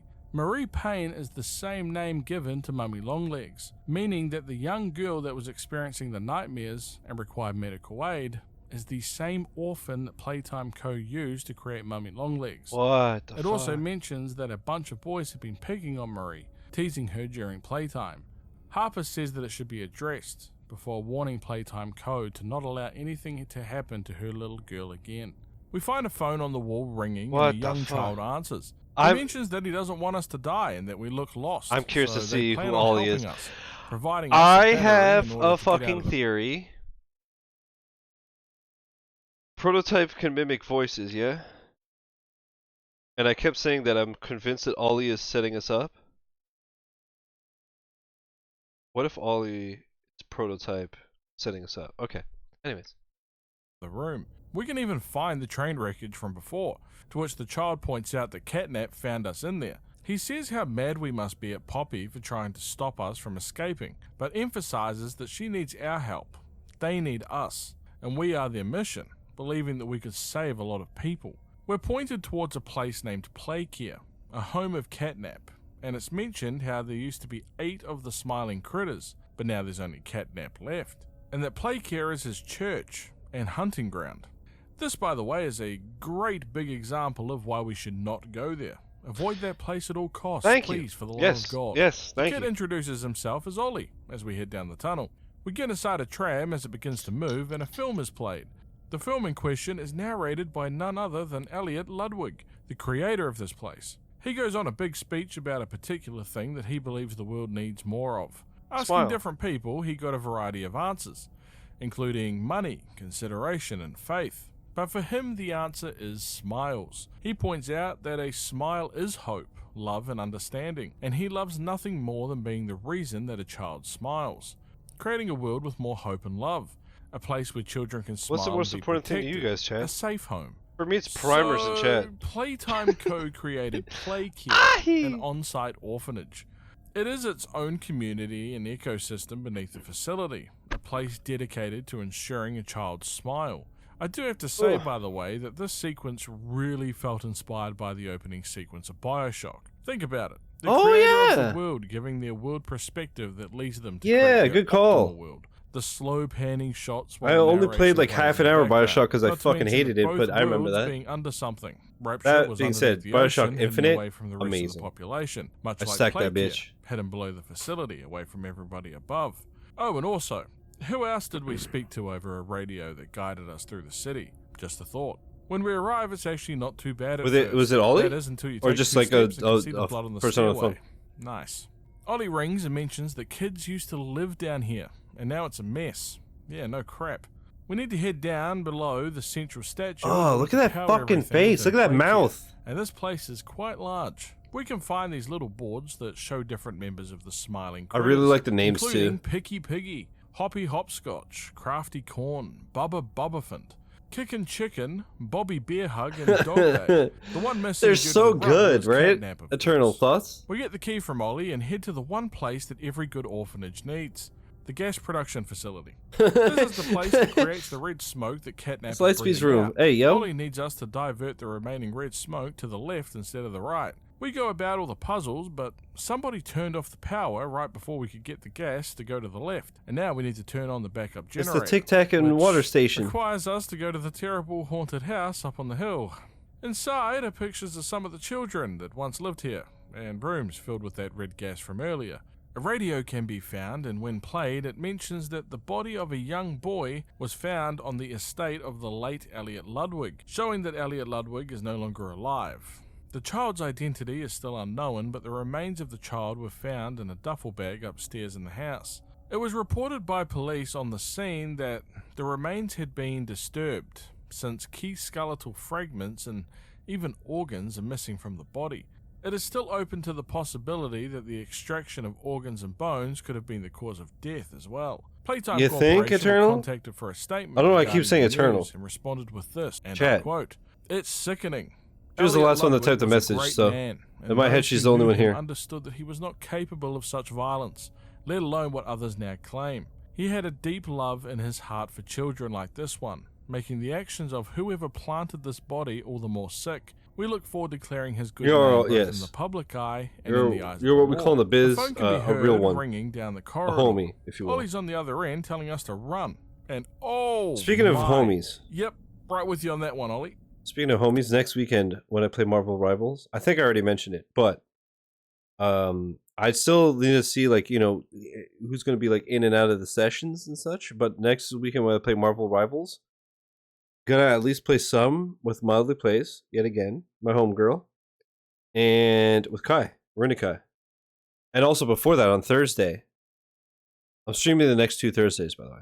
But on Thursday, World War Z with, of course, my homegirl Holly. Hallelujah Holly, we call her. As you do. So yeah, this Thursday, World War Z, and then the following Thursday, Game Awards. That being said, I don't know if I'm streaming the next 2 Fridays. This upcoming Friday, in a week from now, I'm going out, if you can believe it, for a bit. But it's I like at 7, so I don't imagine I'll be out for too long. So I might do like a late and short stream, but I might not stream. And then the week after is the yearly inventory at the warehouse, which I just that's why, like I said, I had a shit week, and I'm gonna have a next 2 shit weeks. So I remember last year I didn't get out till, usually on Friday I finish at 3. Last year I didn't get out till 7, and I did stream a bit. But yeah, I don't know. So streaming the next 2 Thursdays. The 2 Fridays are TBD. Anyways, just the radio continues good times though. mentioning how Good the streams public coming up. still doubt Ludwig's innocence due to his reclusive personality, which lends suspicion to the claim.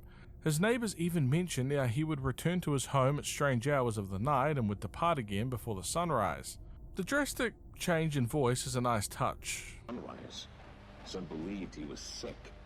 Others that don't move an inch. Playtime Co, Yep. it seems. So Not to creepy. mention the cat claw marks everywhere. We reach the Mhm. kitchen of what I can only describe as a literal embodiment of a hell Happy and house. fun. We can find happy Was and it done? fun, why was it done, etched into the wall alongside a VHS tape. If it isn't Huggy Wuggy, the Oh, video is that's even addressed to the creepier. staff within Playcare. That's even creepier than the fucking teethy All ugh. the great things that they're doing for the children here, and also that if they are feeling unhappy about anything going on, the Playtime Co is here to listen to their every concern. How gracious. Yeah, they won't kill you or goodness. turn you into a monster. And should you come back years later, your conscience finally getting the better of you, may you descend into the Bro, dark this and this dust, part was fucking so finding well all done. that That was awaits so you freaky. incomprehensible shit got me so bad. I mean, it just happened like an hour ago, but for your return, each eager that they might find you. Perhaps they'd smile at you from a shadow.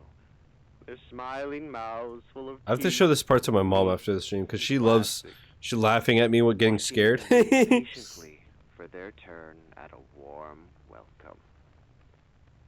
Or perhaps they won't allow you such time to figure your place in the world you'd left.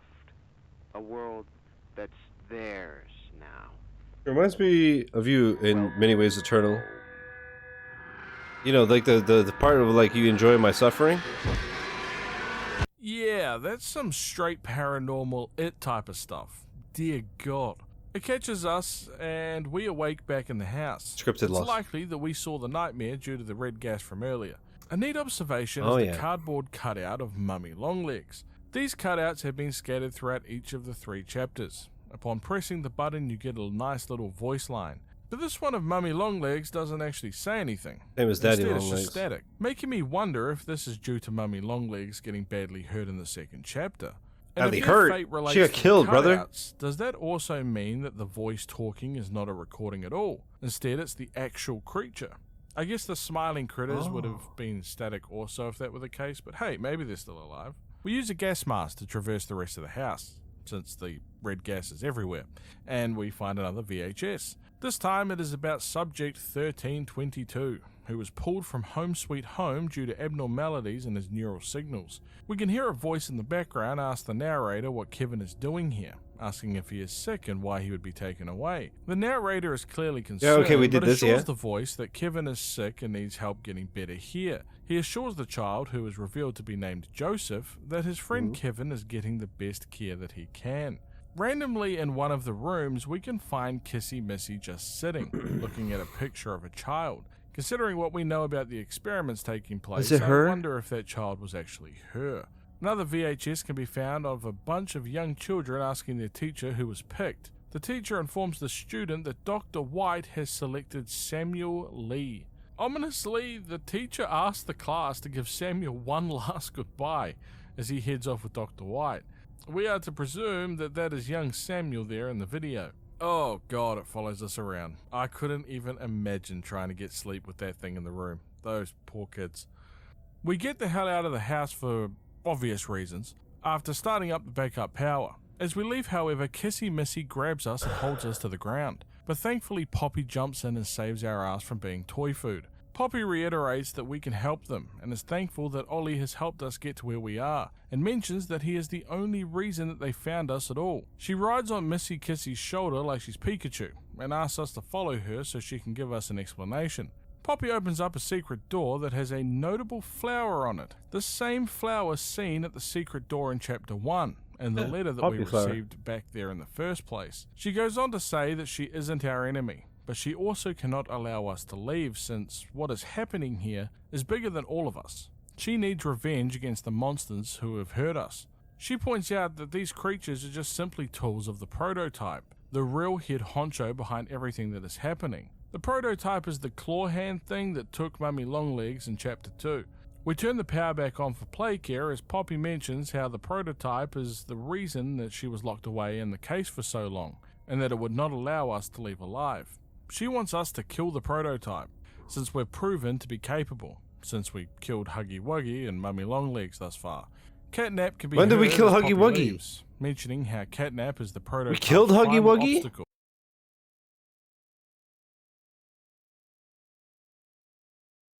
What? Did that happen in 1? And when he fell into the...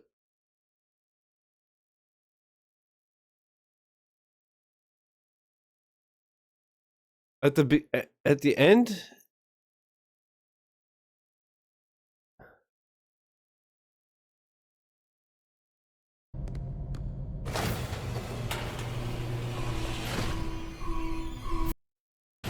When he falls like into the abyss, he actually died?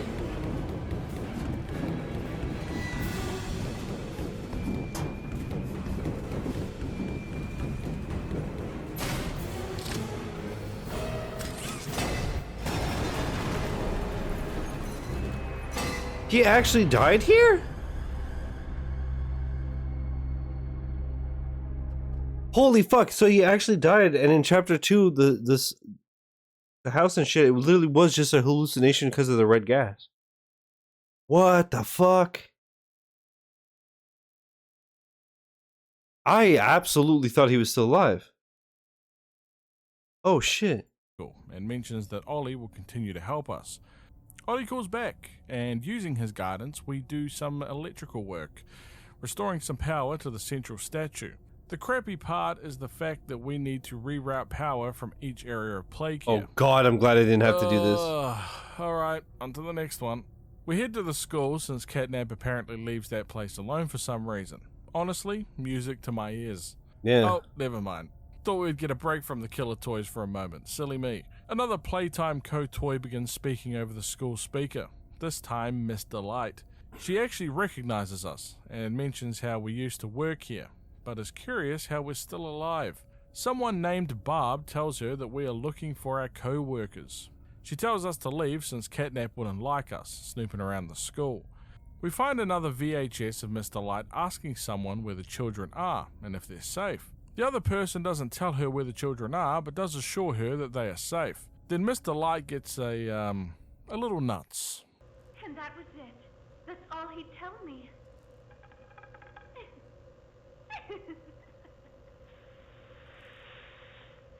Probably because he knew I'd kill them all.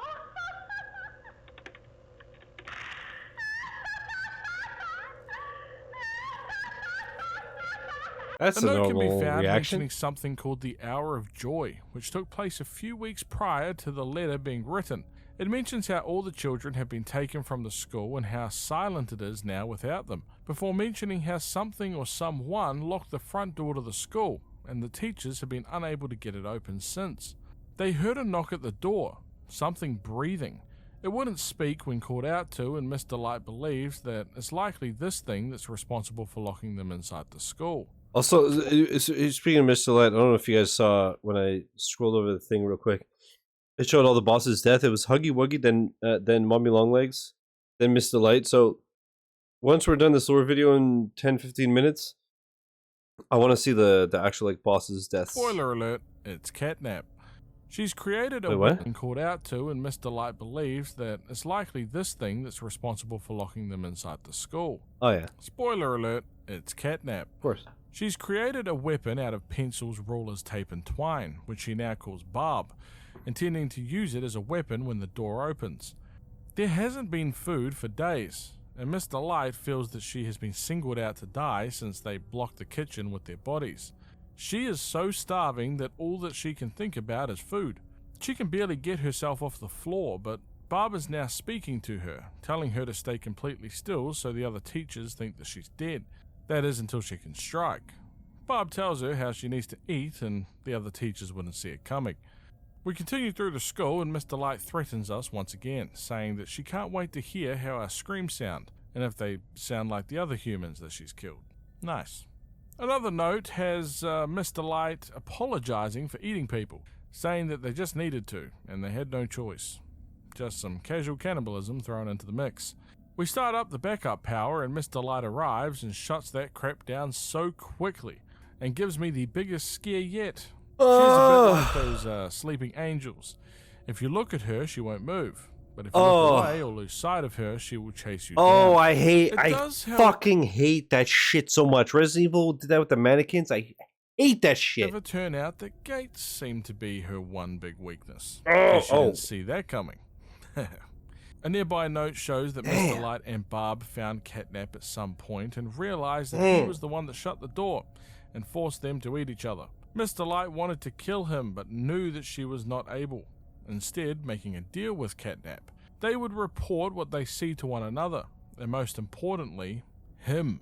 I know, it sounds like the meme. He is him. Is he him? I'm pretty certain that the prototype is him. Yeah. We get beneath the skull, Obviously. and what I can Whoa, only what the describe as shit? the type of Batcave that would make Bruce Wayne jealous.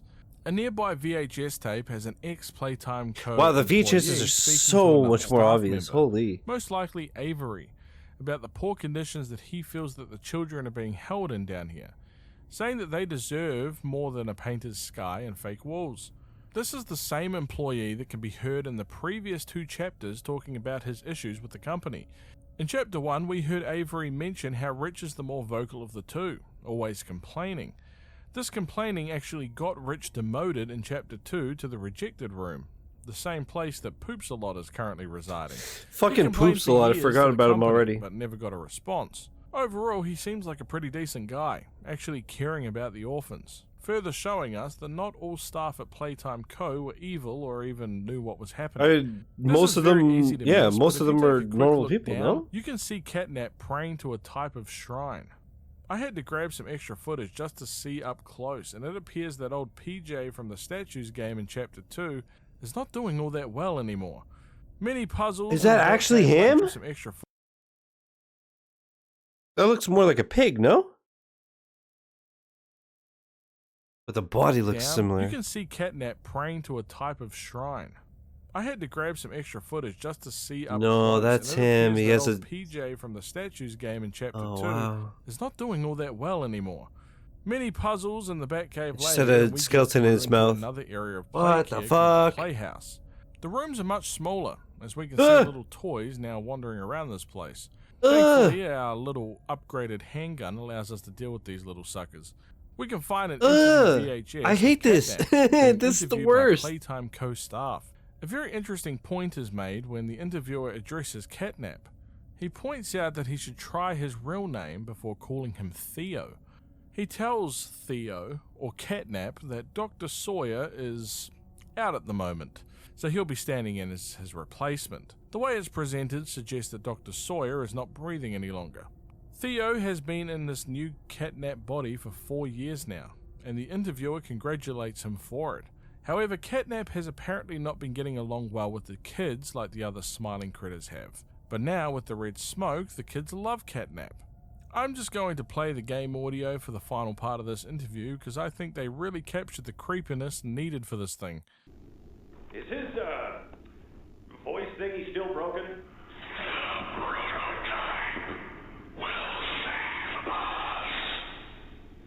Theo, nobody's gonna save you. This prison is where you belong. We'll let you out here and there to go see the kids in play care, but your home is here. And as for the prototype, his home is in the labs. This is your life now. Get used to it. Prototype is in the labs while Catnap is stuck in play care. Got it. The place is designed like an adventure course for kids. A bunch of tunnels and obstacles to climb and have fun with. Down in the depths of the place, however, is a bunch of jail cells, which I am almost certain aren't in real playhouses. But then again, it's been a long time since I've been to one of those places. And in one of the cells, we can find Dog Day, looking pretty damn rough. Oh. Dog Day is a member of the Smiling Critters and was presumed dead since, to the best of our knowledge, Catnap had apparently killed them all. Before pointing out that there's nothing really much to save anymore, and that we're in Catnap's home, which means that millions of eyes are now watching our every move, pointing out how they all want to get under our skin and eat us alive. I think he is referencing the little guys that we were annihilating earlier. And if I can be honest, pal, I think that we have them covered, to be honest. I mean, I was using them as literal target practice. Dog Day makes an interesting point, stating that the prototype is Catnap's god, and Dog Day is an example of what Catnap does to heretics. The little guys are scared to get the same treatment as Dog Day, so they just follow Catnap and in return they get fed. The Smiling Critters tried to fight the prototype's control, and as a result, Dog Day is the last of them left, and there isn't even much of him left, to be honest. He tells us to leave and save this place with Poppy before these little critters come out to pay old Dog they Day literally a go visit. inside of him. Oh my, as if things could get worse for him. They somehow did. They possess Dog Day, chasing us out of the area, and we get ourselves back to the surface pronto. Ollie gives us a call and mentions the shrine we saw earlier, saying that Catnap made it in honor of the prototype, not to mention some background information on Catnap. Apparently before Catnap became Catnap, there was a serious accident where he almost died, but the prototype saved Theo's life, giving up on his own freedom in the process. Catnap views What, he got Prototype zapped, yeah? like a superhero that saved this place. Anybody that opposes Prototype gets killed by Catnap, and Ollie even mentions that the shrine is just a smaller version of what the real thing it looks like, which is incredibly worrying. We waste no time and head to the councillor's office, reconnecting power lines. We have another VHS tape of a couple looking to adopt a child named Jeremy from Playcare. This is the same Jeremy that walked in and asked how his friend Kevin was going. However, it turns out that there was some complications, stating that some kind of testing was going on so they wouldn't be able to adopt Jeremy. Oh god. Getting through the office requires us to have a mask on the whole time, since the rooms are full of that red smoke that Catnap loves. However, Catnap does ambush us, and locks us within a room and takes away our mask, causing us to fall asleep and enter one of those nightmares of Catnap. Within the dream, Poppy can be heard asking us to find the flower, and that this place is not easily escaped. We can see the children of the orphanage and the creatures watching over them. Poppy asks us if we know what we're seeing, and if we know what they once were, showing us just why we need to end this place. We can see Huggy Wuggy as the screams of people can be heard in the background, while the Prototype looks over. We awake as Catnap gives us a final warning. Leave Playcare or Catnap will be turning us into beef jerky. I vote to leave, but we're pretty committed this far, so why not? We get all the power together from the places that we've entered, and we have now charged up a big-ass battery. This battery is our ticket out of here, and Ollie is going to help us through the final steps. We get back down to the containers at the red gas and turn the power back on so it diverts the gas to the western side. Catnap arrives and is not pleased by this decision, to say the least. I must say he is looking a lot more gaunt and less furry than normal, but we manage to use the elevator to get out of the room that's now flooded with red gas. We find a log upstairs about experiment 1006, aka the Prototype. The interviewer mentions how Prototype has been awfully quiet as of late, but has learned a lot about him anyway. Before he can explain, Prototype speaks again, asking a question. We can hear that Prototype can mimic voices, and doesn't actually have a singular voice, instead opting to constantly change voices throughout a sentence. It's almost robotic in nature. He asks the interviewer if he feels any different, since he sticks them, beats them, and tears at their flesh, speaking as if it consists of multiple personalities instead of a singular person. The interviewer says that there is an incredible secret inside of 1006, and that they will burn and prod until they find it. The interviewer doesn't seem to care how 1006 reacts, saying that anything he does teaches him more about the secret inside of the Prototype, and 1006 has a pretty damn spooky response. Oh, don't fight or give in. Regardless, I learn something new about you every day. It excites me. Thank you. You thank me? Absolutely. I learn something new about you every day.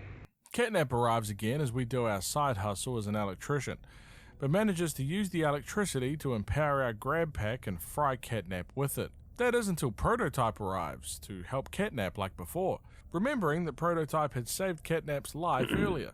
But this time around, Prototype had different plans, it seems, and hits the killing blow, presumably killing Catnap for good.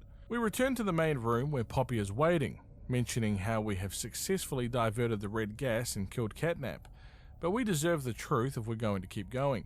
She plays a VHS tape, explaining that this is what happened to our co-workers that disappeared. After all, that is why we returned to Playtime, saying that it's something that Is she gonna be that fucking scientist? Sally or whatever the fuck, Sandy? Hour of joy. This is when everything like blacked out and everybody got killed, yeah? Oh, this is fucking crazy. Okay, that's Catnap. I think.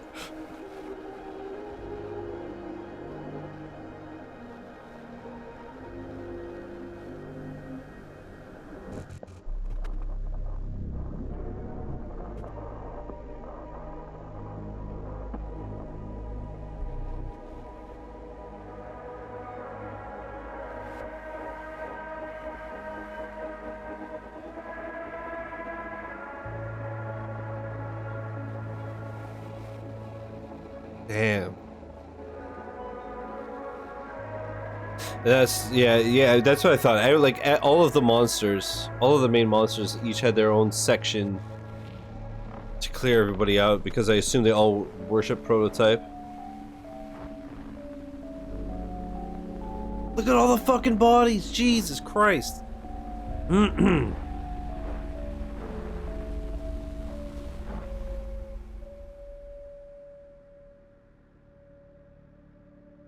a moment's notice, everyone was killed, as each of the toys came to life.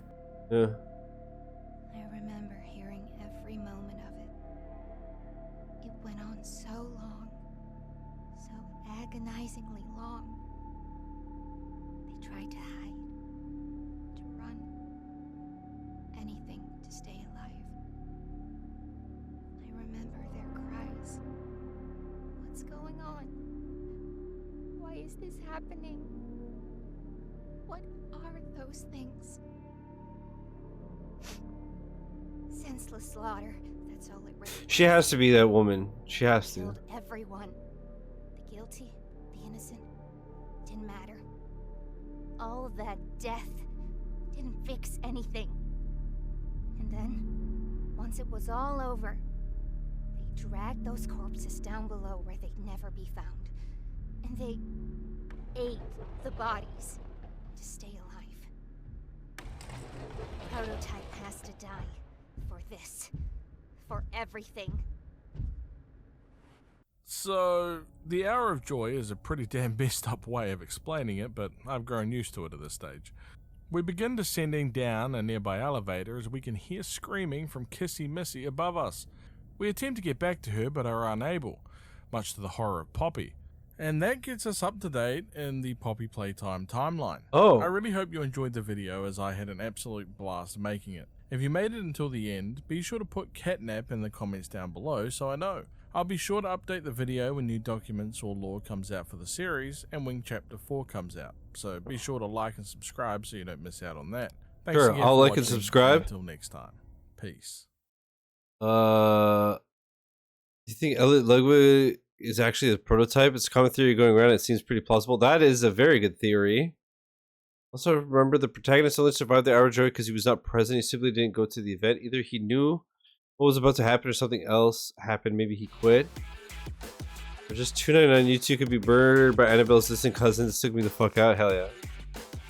I'm loving the Ollie as the Prototype theory. It makes some sense. The Prototype wants all the toys to merge into him or whatever, as to what Mommy Longlegs referred to. Going back to what Mark was saying too. Both Mommy Longlegs and Catnap were immediately taken by the Prototype when they were killed, meaning the Prototype is watching and is always there. Ollie helped us kill Catnap. No one has ever seen him. Remember, the Prototype has the ability to change voices. We've only ever heard Ollie. I think that the plan is for us to kill all the others, then the Prototype will finally be completed and will kill us. Yeah, that's what I'm thinking. That large poppy flower was only seen 4 times in the game. The letter we received telling us to find a flower outside where we find Poppy's case. Key to Elliot Ludwig's room, and the button Poppy pushes at the end of the game to lower us down before Kissy's attack. We keep finding that flower. I wonder how it will all come together. The pictures of the kids are actually photos of the devs as kids. That's cool. What if the protagonist is both an orphan of Playtime and an employee? Interesting. I expect all to be a cat bee toy.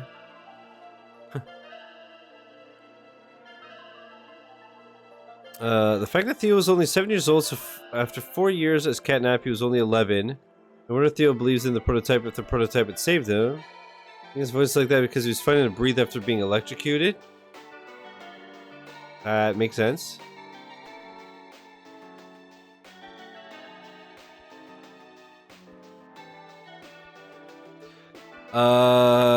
When did this come out? This was 9 months ago. So he's not going to see this comment, but this video was incredible.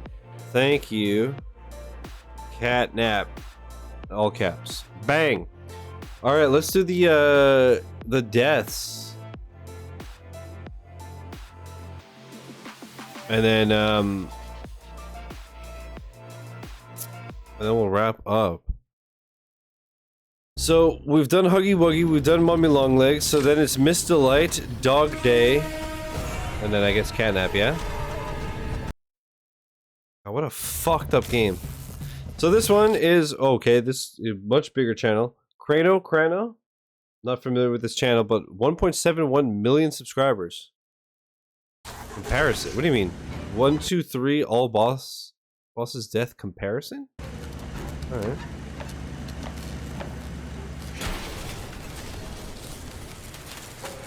Oh, she immediately dumpsters that, huh? Man, I fucking hate that mechanic. It's good. I mean, it's scary.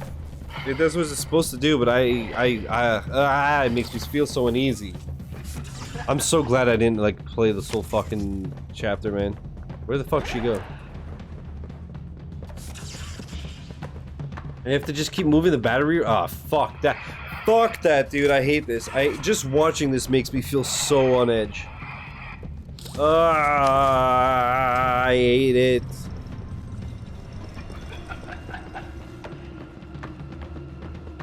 Wait, what? But you're looking at her. I guess, okay, this is like the final stretch, so... Yeah. God, she ran so fast. That, ugh. I hate that. I hate that. You're Poppy's angel. Come to save us. Mm-hmm. Nothing left to save. Not here. Lord Catnap's home, angel. Their home. A myriad pairs of eyes are on you now. Watching. Waiting. Hungry. They want nothing more than to crawl beneath your skin and eat away at you bit by little bit. This is a child saying this? What feels empty inside themselves. That thing. Catnap. The prototype is his god. And this is what he does to heretics. These little toys follow Catnap to avoid that very fate. And in return, they are fed. We try to fight it. The prototype's control. I am the last of the smiling critters. Listen to me. You need to get out of this place. You need to live. You and Poppy can fix this. End this madness. The torment. Oh no. Oh no. Leave me. Please. Just go. Run.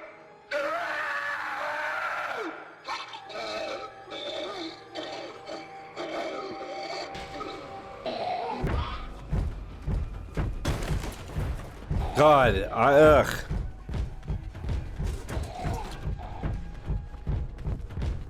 Fuck that, dude. I hate this game. I hate it. It's so creepy. Oh. That's such a good touch. The thing's closing it up.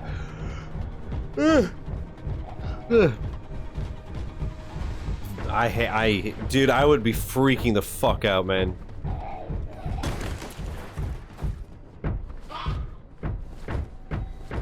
Oh, and he's right on your ass. Oh, God. Oh, God. Get the fuck out. Get the fuck out now. Ah, I hate it so much.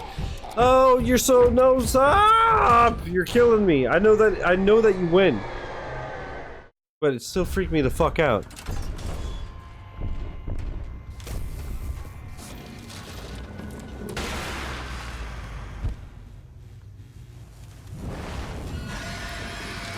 Jesus.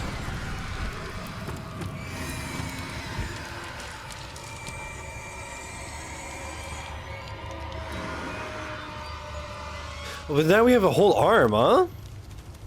Up to now we've only ever seen a hand, yeah?